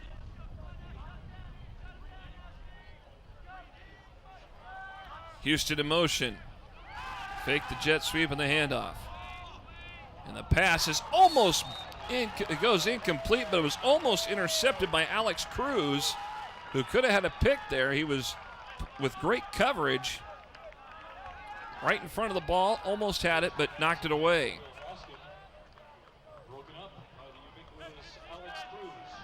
Nice break on the ball there. Over the head of Kittle. That time Haskin was the intended receiver, and that's who Seisha's gone to quite a bit this afternoon. Fake the jet sweep, then fake the dive. You got time to do all of that. Saw Rick Willis a moment ago, 20th season as the head coach at Wartburg. What? And now, what do we got here at Whistle? And Jeff, they had a place set up. Thank goodness for that timeout, because they had McNair coming underneath on a post route. And if he catches the ball in stride, good night, Irene. So Nebraska Wesleyan burns a timeout with 8:21 to go here in this third quarter. And a 35-0 advantage here for Wartburg. As I mentioned, Rick Willis, the coach at Wartburg in his 20th season, 169 wins, 42 losses. That's an 80% winning percentage. Yeah, I thought he was under 50 losses. And yep, eighth among NCAA Division III active coaches. He's got 9 conference championships. He was last season's AFCA Region 5 Coach of the Year. He also won that same award in 1999. Well, he has a bunch of guys who obviously believe in what he's offering there, and they are playing exactly what he wants them to do. A little slow on the uptake at first, but once they figured it out and start getting it together. Now watch this post route. Number 15 at the bottom of your screen here. Going to run inside underneath. They're looking for him. They got him over the middle at the 45. First down. McNair again coming through. Going to be tripped up at the 37. You can see it coming, Jeff. You can see exactly how they're lined up there. Brian Moore was the guy that was covering and also made the stop. And one receiver's supposed to clear out the cornerback and the safety, let the other receiver come back underneath. And I could see it from here. Just waiting. There he goes across the middle. Schulte took out two defenders so McNair could catch underneath. From the Wesleyan 37, it's 1st and 10. Bailey in motion, gets a lateral toss here on the left side, cuts back in around the 35, gets down to about the 29-yard line. Gets a pickup of 8. So it's been Bailey, it's been Haskin, McNair, and to a point Getch that have all been those tools that Seisha has relied on to get this offense going. No doubt. 2nd and short. And around the left side, it's Bailey again. I think he's going to be short by about a yard. Yeah, it's Cody Robinson just on the trip up there. But folks, you may be wondering, you said, well, how do you know what's coming? Well, if you've been around the game long enough, you ask yourself, well, what would I do? You got a talented guy like McNair, you have to find a way to get him the ball. And so it's not really rocket science. You look at the formation, you can see exactly how they're going to use him. 3rd and short for Wartburg. Giving up to Bailey, nice and Bailey penetration. runs into a tackle, and he's going to be stopped. Nick Broughton came in, made the stop on Bailey. Matthew Keene came in there and just blew up the thing on the outside there. He's going to come off the field after some great penetration, made the running back go back inside. And if you're a running back, you want to get outside. 4th and 2 here. Big 4th down. Seisha out of the gun. 2 splits on the right. And to give it to Getch. Getch leans forward, gets the first down. Yeah, boy, had a chance there. Somebody coming from the backside there. It's amazing on what he decides to use with his utilities. You get a guy like Getch who can lean forward, get that extra yard to get the first down. And Wartburg continues to sustain the drive here. They're at the Wesleyan 26. Getch now 105 yards. Bailey back to left side. Around the 25, going to be wrapped up and stopped around the 25-yard line. Silver Prairie Wolves over there to help make the tackle. Among them happened to be Carter Smith out of Shelby Rising City, about 35, 40 minutes northwest of Lincoln. Hey, so you see Seisha here, 17-23, 289 yards, 2 touchdowns. Man, that's an afternoon of work. Certainly is. Out of the pistol. 2nd and 9. Seisha rolling right. Got someone down there. Catch made around the 12. Double coverage down there.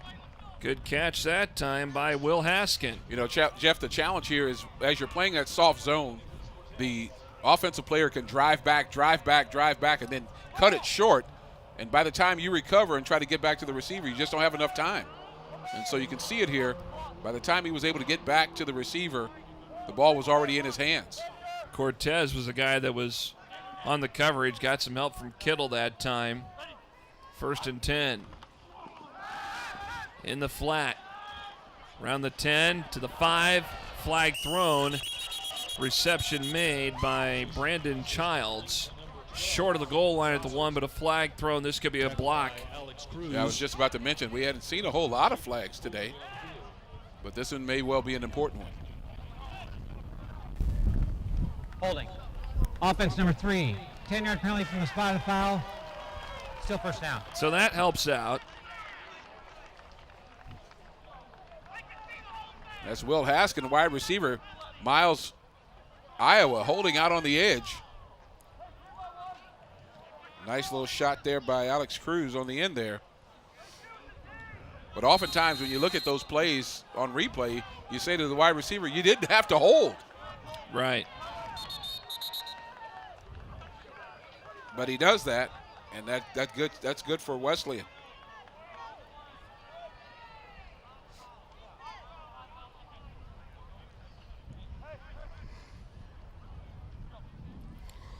So 1st and long here. This is back at the 21 in Nebraska Wesleyan. Under 4:20 left here in this 3rd quarter. Matt Seisha, the quarterback. Gets it. Looking to throw near side. Got a man there. That is Schulte around the 10. Going to be brought down at about the 8. And they'll put it instead at the 7. So 1st and goal. No, check that. 2nd down.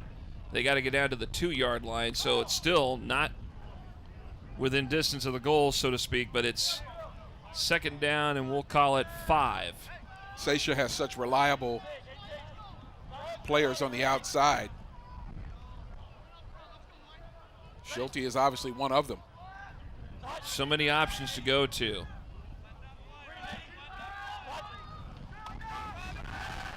There's a pass. Schulte near side of the end zone. Touchdown, Wartburg.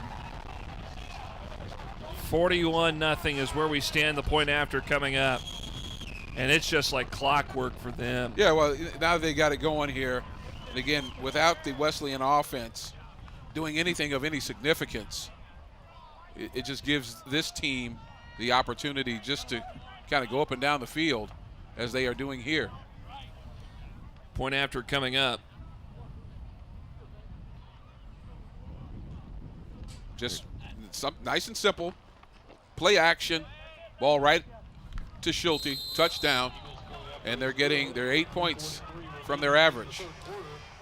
Cane Eagle with the point after. 42-0 is where we stand with 3:43 to go. 3rd quarter. Come back to Able Stadium after you see this.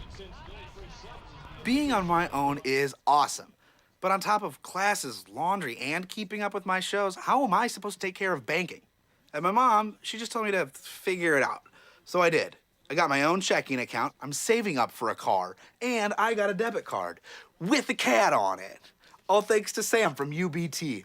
You know, this adulting thing is really working out. I would not eat that. Your money, your questions, your peace of mind. At Union Bank, it's all taken care of. Among the fine sponsors of this broadcast, the Tree Guys of Lincoln, tree trimming, tree removal, stump grinding, emerald ash borer treatment using the Arbor Jet system, a closed system which injects chemicals directly into the tree. Give the Tree Guys a call, 402-438-8733, or go to their website, lincolntrees.com, lincolntreeguys.com. Here's the kick. Fair catch going to be signaled by Lawrence. And so Nebraska Wesleyan at the 25. Well, you look at the Division III college football poll coming into this third week, and Wartburg is literally the first team receiving votes outside of that top 25. They started the year ranked 13th. And then they suffered that loss to Monmouth College, but they've had some big blowout wins in recent weeks, including last week's 63-0 shutout against Buena Vista to open up the conference.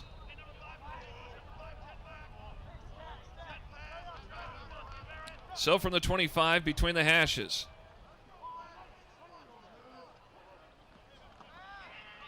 Here is Curdy in the pocket. And lob it over here near side to Skurjanik. And Skurjanik made the catch, gets a yard up to the 26.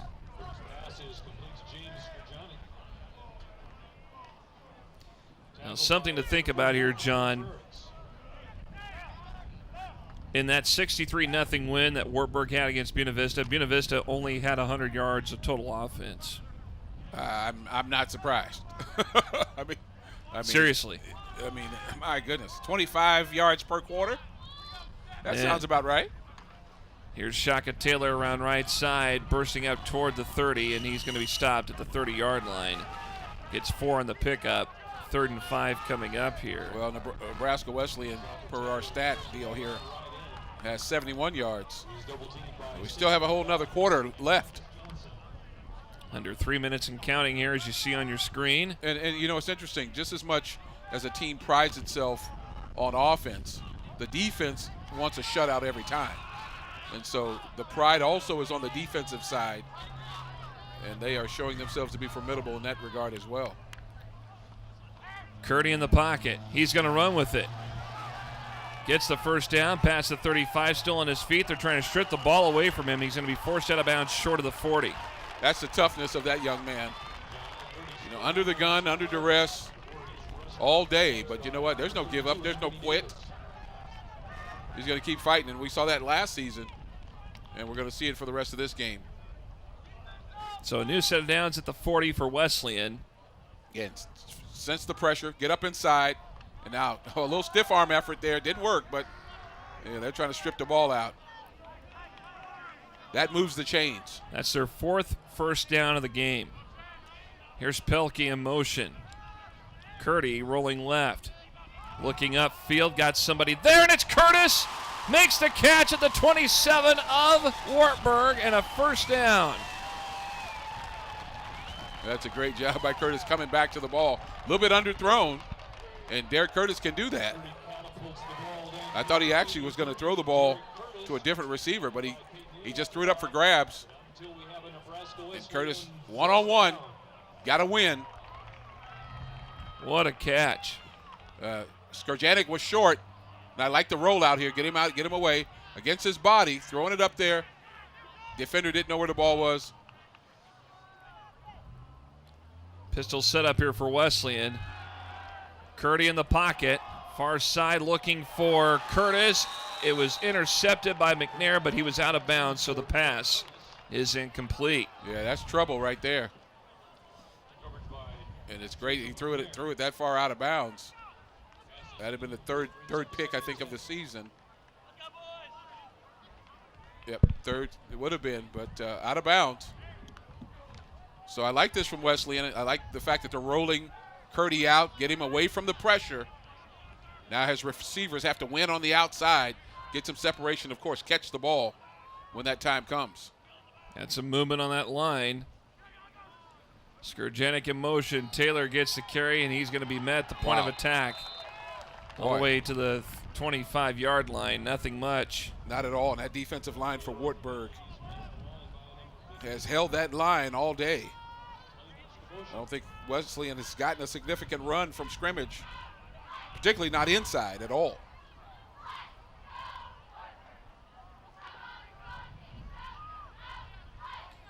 I'd imagine Wesleyan would go for it on fourth down, so I would too. Try to get half of it here. And watch this left edge. Somebody, Shaka Taylor has to pick up this blitz. A little holding there. Oh, man, there's holding. Penalty flag coming out. Oh, my goodness. And catch made by Nolan Schaefer, but this will probably come back. Oh, man, it was so obvious. Jersey and all. Holding. Offense number 71. Yeah. 10-yard spot. 10-yard foul, previous spot. Third down. I can see it way up here. I know they can see it down there. John Kitazono is the guy that was called for holding. And there it is right there. A little WWE action right there. He was beat. 6 foot, 280-pound sophomore. Yep, I know he feels as bad about it as anybody.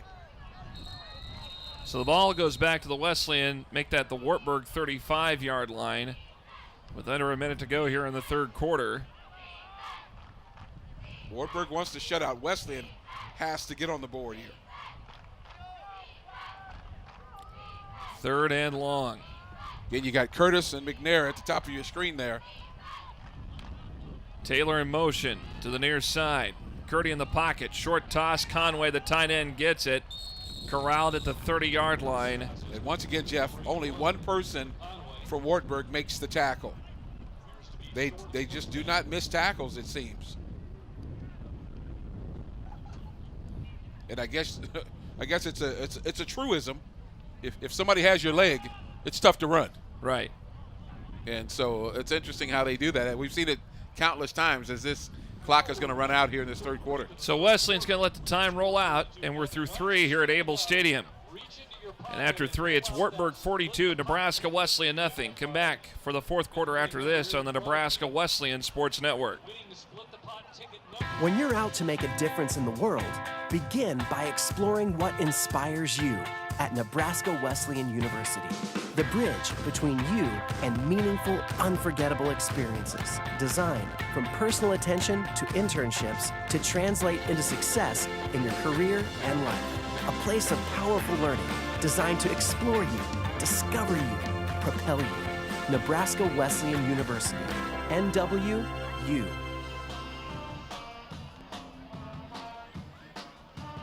Back at Able Stadium for the start of the fourth quarter, Wartburg with that 42-0 lead over Nebraska Wesleyan. If you want a sparkling smile, connect with the doctors Bimbo and Vince Petro at Petro Family Dental Health in Omaha for caring dental needs in the area for over 30 years. Doesn't matter if you're 2 or 102, they'll provide the same patience and respect that they give their own families. Petro Family Dental Health at 144th and Dodge in Omaha, proud to support Nebraska Wesleyan athletics. There you see the great crowd out here today on a gorgeous afternoon here in Lincoln. Kickoff temp was 65 degrees. We probably hit the low 70s. Well, Not bad we're in short sleeves, man. We're in short sleeves. I know. Well, you and I did that football game last night up at Waverly, and we were chilly.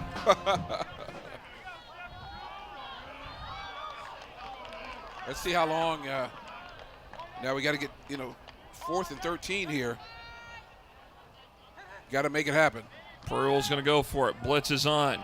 Curdy, deep, eluding tackles, throws it downfield, got somebody down there, and it goes incomplete. Was that Pelkey? Pelkey caught the ball. Did Pelkey catch it? He caught the ball. Oh, they're saying no. No, they're saying no. Pelkey said he caught it. He thought they got the first down.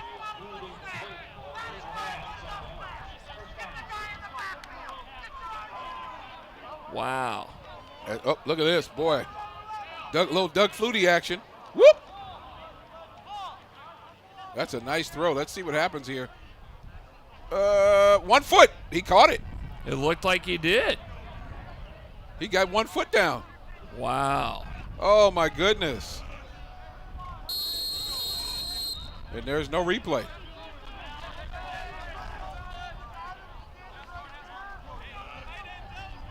So 1st and 10. Wow. From the 30. That's a big takeaway. And now a handoff around left side. Ball carrier that time was Mason Carter. And Jacob Andreessen made the tackle. Okay. Watch Catch. this again. Look at his, let's see that foot. Right there. Ooh. Yep. Looked like he was in bounds. What a catch. What a throw. All for naught. I was wondering how much longer Seisha was going to be in the ball game. And I'm sure he has a backup who'd love to get in the game. Haskin with a catch up to the 36 for a 6-yard gain.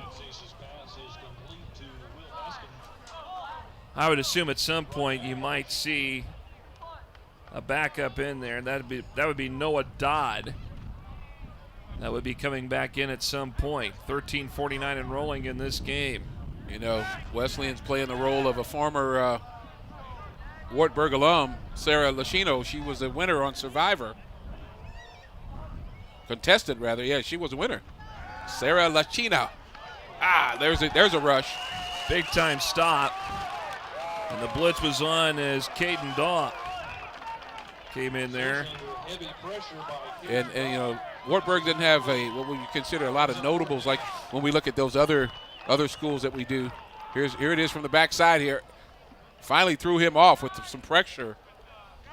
Caden Daw coming in there doing a good job of making the stop. He's the sophomore out of Ord. Yeah, we've been waiting for that the better part of the day.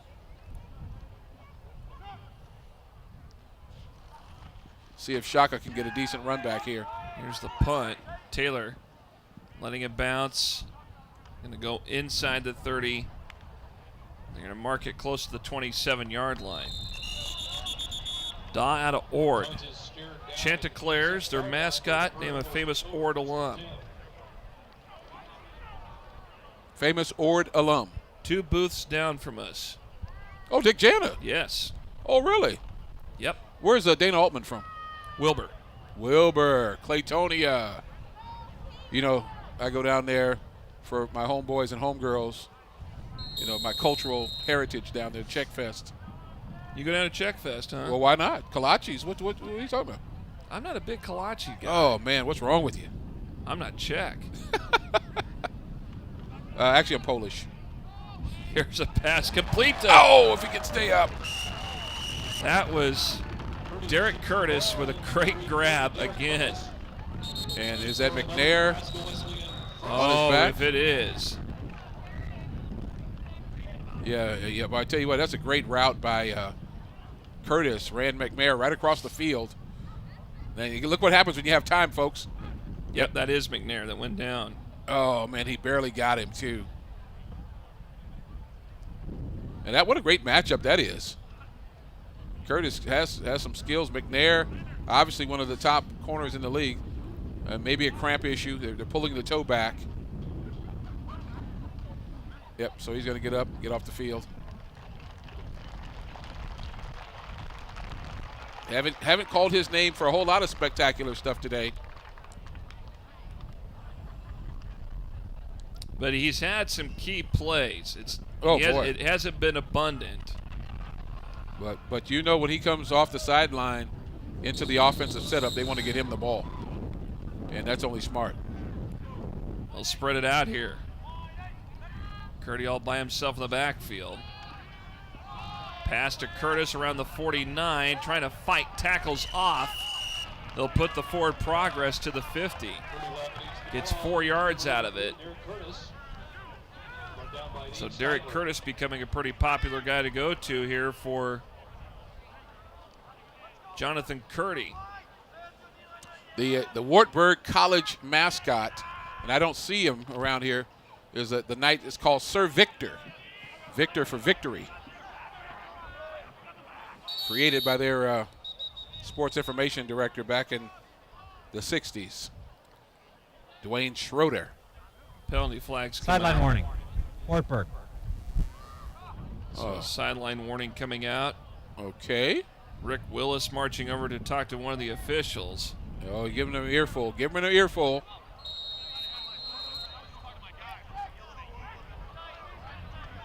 Not happy He's about up 42-0. He's yelling at the referee. Here's Curdy. Got Taylor at the 45. And short of the first down by a yard. Yeah, this is something I would have loved to have seen earlier in the ball game, Jeff.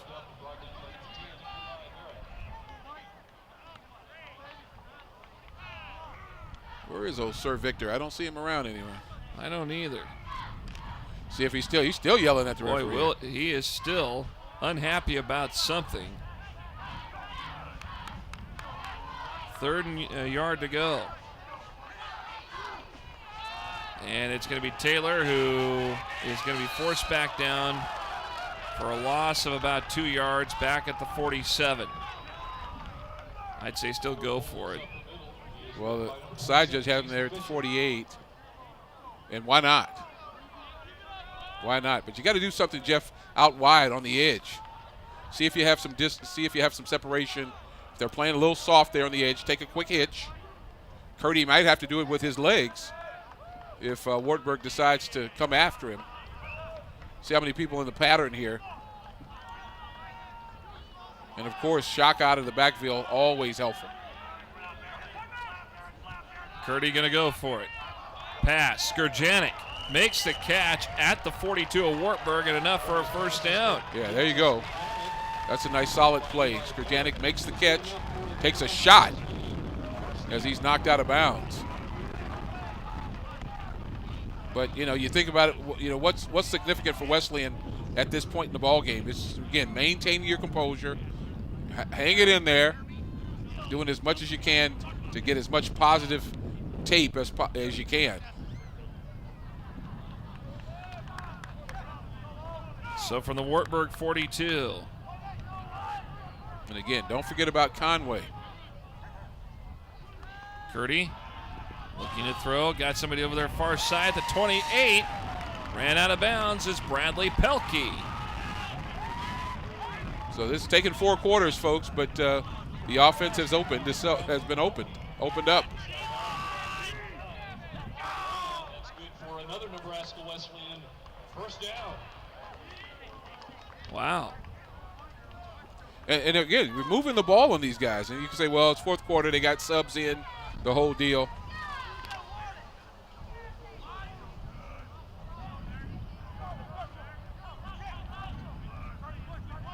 Here is Curdy out of the gun. Spread formation, blitz being shown. Fake handoff, toss, far side. Complete at the 23-yard line. Catch made by Braley Keller, the junior out of Lincoln Northeast and the son of head coach Brian Keller, who, by the way, is in the booth next door to us. 23rd season at Wesleyan. 51% winning percentage. The winningest coach in Nebraska Wesleyan history. He played here. He was a 1983 grad of Wesleyan. 2nd and 6. In the pocket, Curdy lobbing it downfield, and it goes incomplete, looking for Braley Keller again. Receiver went out of bounds. Referee threw his hat down. Yep. To make that indication. Yep. So 3rd down here for the Prairie Wolves. Wartburg trying to pitch a shutout here. Got 9.5 minutes to go in this game. If I'm Wesleyan, I'm determined to get some points on this board here today. Oh, you bet. You gotta get into the end zone. I don't think a field goal, yes, would be great, get 3 points on the board, but you want to get into this end zone. You bet. Curdy, near side, Taylor gets it at the 20, spins, gets to the 15, stretches there to the 15, gets the first down. Spinning and winning, Shaka Taylor. Again, old reliable. Shakes the hand of the Wartburg player. Nice camaraderie. Oop, there you go. Put the foot in the ground. Get as much as you can.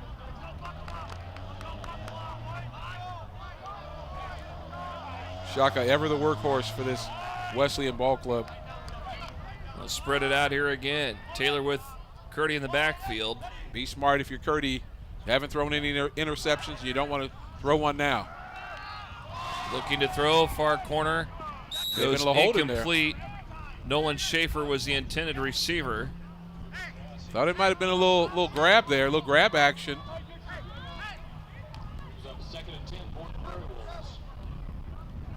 The referees say no. And again, I guess you could call a penalty just about on every play. Something's happening. Somebody's grabbing. If you really watch it close. Yeah. Somebody's grabbing. Somebody's doing something they probably shouldn't be doing. You know, it's just like you're speeding. They don't give you a ticket, but when they finally give you a ticket, like, hold it. Well, yeah, they didn't get you all the other times. Curdy looking to throw here on second down. Instead, he's going to keep it. Takes it himself. And he's going to be bulldogged around the 10-yard line. Boy, he took a shot. He's a little woozy there. Curdy, not the biggest guy. His backup is Kevin Timms, a sophomore.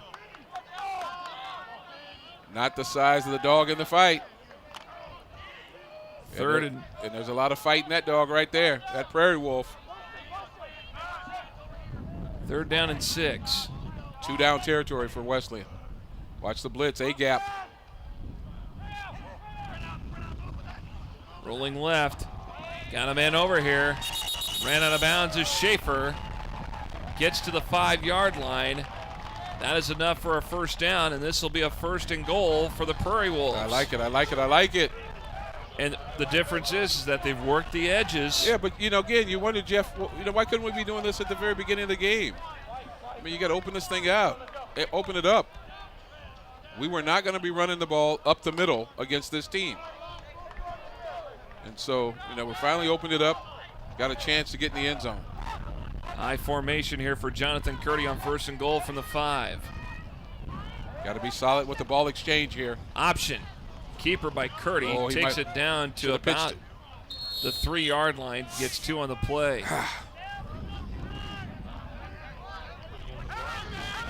I know Jamie wasn't ready for this, but, Jamie, I have the Wartburg loyalty song here. And we might sing a couple of verses. We? Are you looking at me to help out? Of course, we're going to pull up the Wesleyan song. They're in no hurry for us to sing. Taylor working around left edge, tries to stretch his way in toward the end zone. He gets to the 1. He is short. If he was 6 foot instead of 5'11". And again, Wartburg does not want Wesleyan to score. They don't want them to break across the goal line here. So, you really have to have some strength and fortitude here. Wesleyan fans. I'm going to put a tight end somewhere, double fullbacks, the whole deal. They like to run left. Taylor trying to stretch in there, gets into the end zone, touchdown, Nebraska Wesleyan.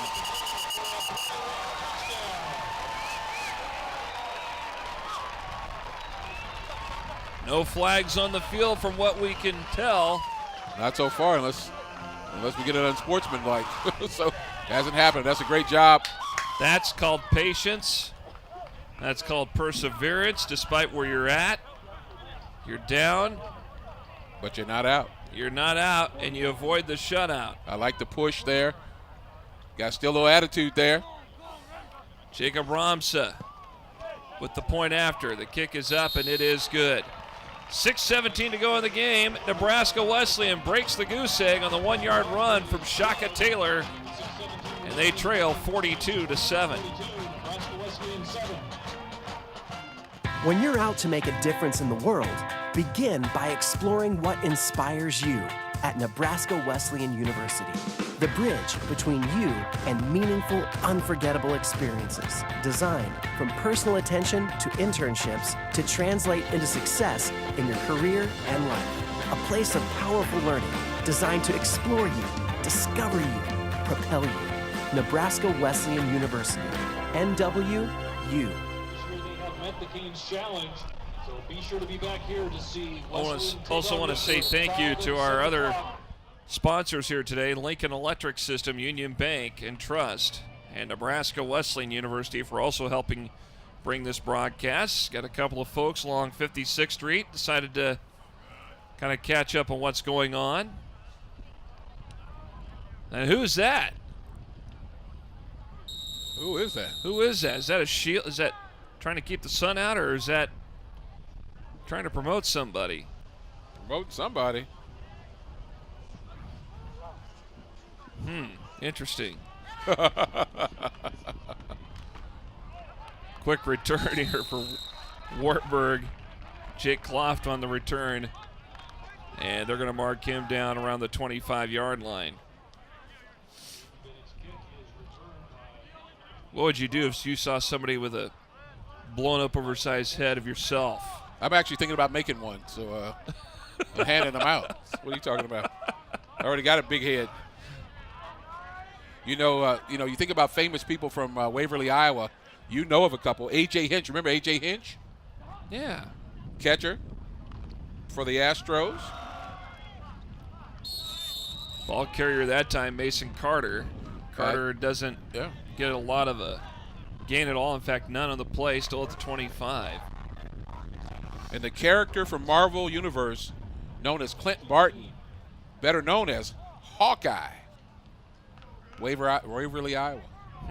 That's right.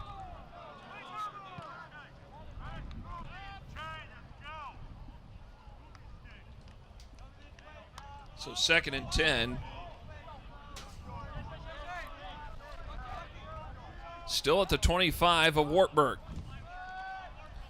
And a new quarterback in there. Pursuit is on and brought down for a loss is Noah Dodd. In on the stop that time for Nebraska Wesleyan, Nick Broughton. So a sack for him. Closing in on 5 minutes remaining here in this ball game. They're after him. They're after him. That's a nice tackle.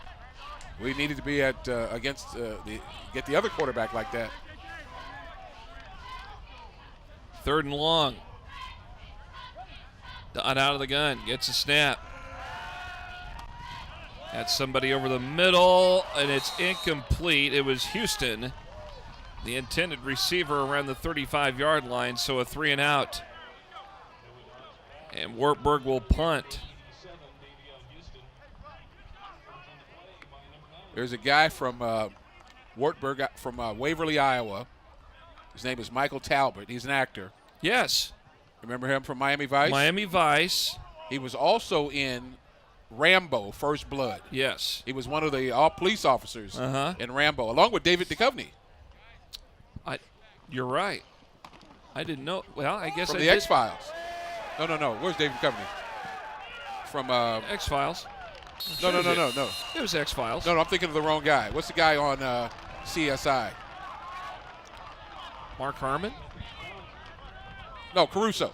Oh, David Caruso. Yeah, David Caruso is also in Rambo, First Blood. Now, Michael Talbot was also in the movie Used Cars. Used? Where do you come up with this? You ever seen Used Cars? Obviously not. With Kurt Russell? No. Jack Warden? No. Don't have anybody under the age of 18 to view it with you. Okay. Oh, goodness. Now we have to have disclaimers, Jamie. Disclaimers. Out of the pistol. Here is Curdy. Got somebody down there. That's Curtis. Curtis with a grab. Flag thrown. Touchdown, Nebraska Wesleyan. Oh, that's awesome. Been waiting for that. Let's see if there's any offensive pass interference. Let's see if it's offensive or defensive. It's pass interference on somebody. Let's see here. Let's get the official word. Pass interference. Defense. Yeah, there we go. Is declined. Results plays touchdown. 29-yard toss to Derek Curtis. Nice strike. 42-13 with a point after coming up. Again, this is what happens when you have time. Look at that. Nice route, post route. Nice catch. Battle for the ball. Curtis makes the catch. Acrobatic. It's called concentration, too. Ramsa with the extra point. It's up and it's good. 4:29 to go in this one. Back-to-back touchdowns for Wesleyan. Still trailing 42-14. Hi, I'm Ryan with LES's Save Money, Saving Energy, and I wanted to share a hot tip about keeping warm in the wintertime. Instead of turning up your thermostat, turn on a portable space heater. After all, why heat your whole house when you only want the room you're in to be warm and toasty? Oh, that's too toasty. Don't touch that, Gracie. For more energy-saving tips like this, visit us at les.com or do a search for LES Video Vault on YouTube. We'll see you next time.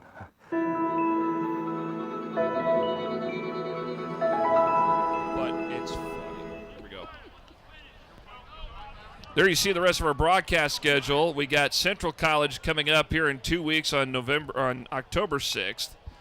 Then on the 20th, Luther College will be in town out of Decorah, Iowa.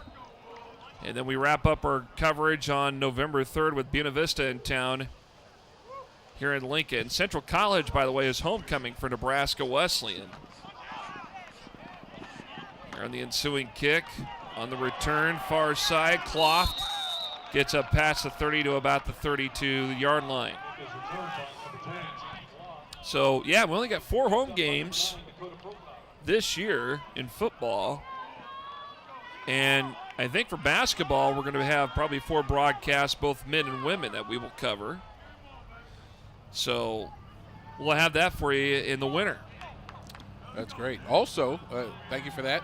Just another connection between Waverly, Iowa, and Nebraska. You know, Dennis Wagner was the offensive line coach for Nebraska. He's from Waverly, Iowa. I did not know that. Yes, he is.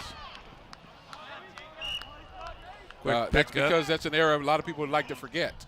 But Wagner was the offensive line coach for Nebraska from Waverly, Iowa.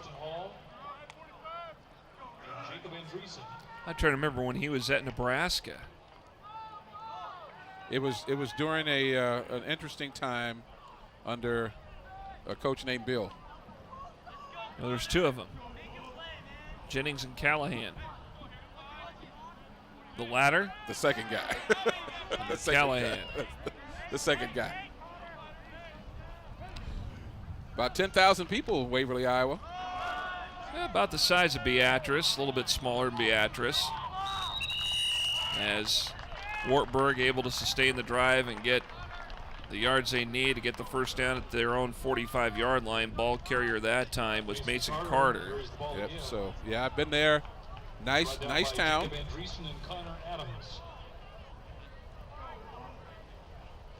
Again, the sister city is Eisenach, Germany. That's where the castle is, where Martin Luther was. Translated the New Testament into German. One of his greatest accomplishments. So that means there's a great Lutheran influence in that area. Pass in the flat far side. Whoa. Reception made on the far side of the field. I think that was Harrington who made the grab. I can't tell. Well, number 8. That might be Belzer. Under 3 to go. So Wartburg will improve to 3-1. And Nebraska Wesleyan will drop to 1-3. 0-2 in conference play. They head out to Code next weekend in Cedar Rapids. Second down here. Mason Carter working toward the outside, cuts back in, gets the first down. Tackled from behind that time by Caden Daw.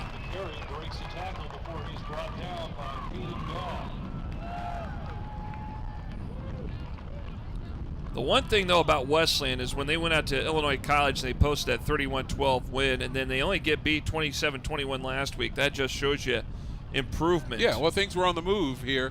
And you know, for that improvement, one of the challenging parts of that is you come and you play this team as you're improving. And I tell you what, they expose your weaknesses. And we saw that zone defense get exposed, the lack of a pass rush, and so forth. At the point of attack, Wesleyan able to prevent the run there that time, probably about a yard to the 38-yard line, under 2 minutes to go. But one of our keys today was special teams. And I'm going to tell you the truth. They've done a stellar job, just an unbelievable job. And I'm sure Coach Keller is going to be very pleased when they look at the tape and say, man, we didn't allow a whole lot of return yards on the punt. Matter of fact, we're going to look that up and see how many punt yards. There's no punt yards for any team.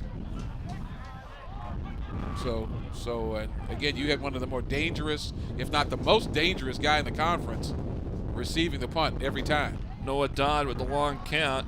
Gives it to Carter inside the 30 to the 29. Got the first down, it looks like. Fresh legs into the ball game here. Under a minute and a half, under 90 seconds left in this ball game. And Carter's just rumbling and bumbling. No interceptions here today, Jeff, for either team. Almost an opportunity for. Yeah, there were a couple of times it was close. I mean, a couple for Nebraska Wesleyan in particular. Yeah, definitely. So clean from that standpoint. Yep. Absolutely. But you think about the receiving yards until just now. Wartburg, over 300 some yards, 330 yards receiving the ball. Adding more to it right now. Belzer with the catch here on the right side, gets to the Wesleyan 27. And almost 175 rushing yards. So we got a lot of offense here for this night team. And Sir Victor is celebrating now, big time. So the Prairie Wolves hit the road next week to Cedar Rapids, take on Co. 2 weeks from today, they'll be back in Lincoln on homecoming to take on. Kickoff on October 6th is at 1 o'clock. Just lost my sheet here as I'm putting stuff away. They will take on Central. That's it, Central College. Knee taken here. That's going to do it. Nebraska Wesleyan here at home in the home opener. Fall in defeat, 42-14. A good fourth quarter. Through the first three, trying to find some flow, trying to find a little bit of offense that they could use. They started working the edges, got some things going in the fourth quarter, and that's how things go today. Well, again, we knew it was going to be a tough sledding here against a very good team. Wesleyan, very good first quarter, showed some signs, didn't take advantage of some opportunities, then gave Wartburg a short field and gave them an opportunity to get into the end zone. And then as the quarterback, Seisha and Getz began to warm up here, along with Schulte, I believe his name is, they start to open this thing up. And I'll tell you what, it was all downhill from there. Thank you for Wesleyan showing some grit at the end there. Curtis, Curtis, and the lot. Pelkey, again, we missed a great opportunity over there on the sideline. So but, the final lot to take away. Final score here from Able Stadium at Nebraska Wesleyan. Wartburg 42, Nebraska Wesleyan 14 for Jamie Wins and our entire Nebraska Wesleyan Sports Network crew. Along with John Harris, I'm Jeff Motes. Thanks for watching. Good afternoon from Able Stadium in Lincoln.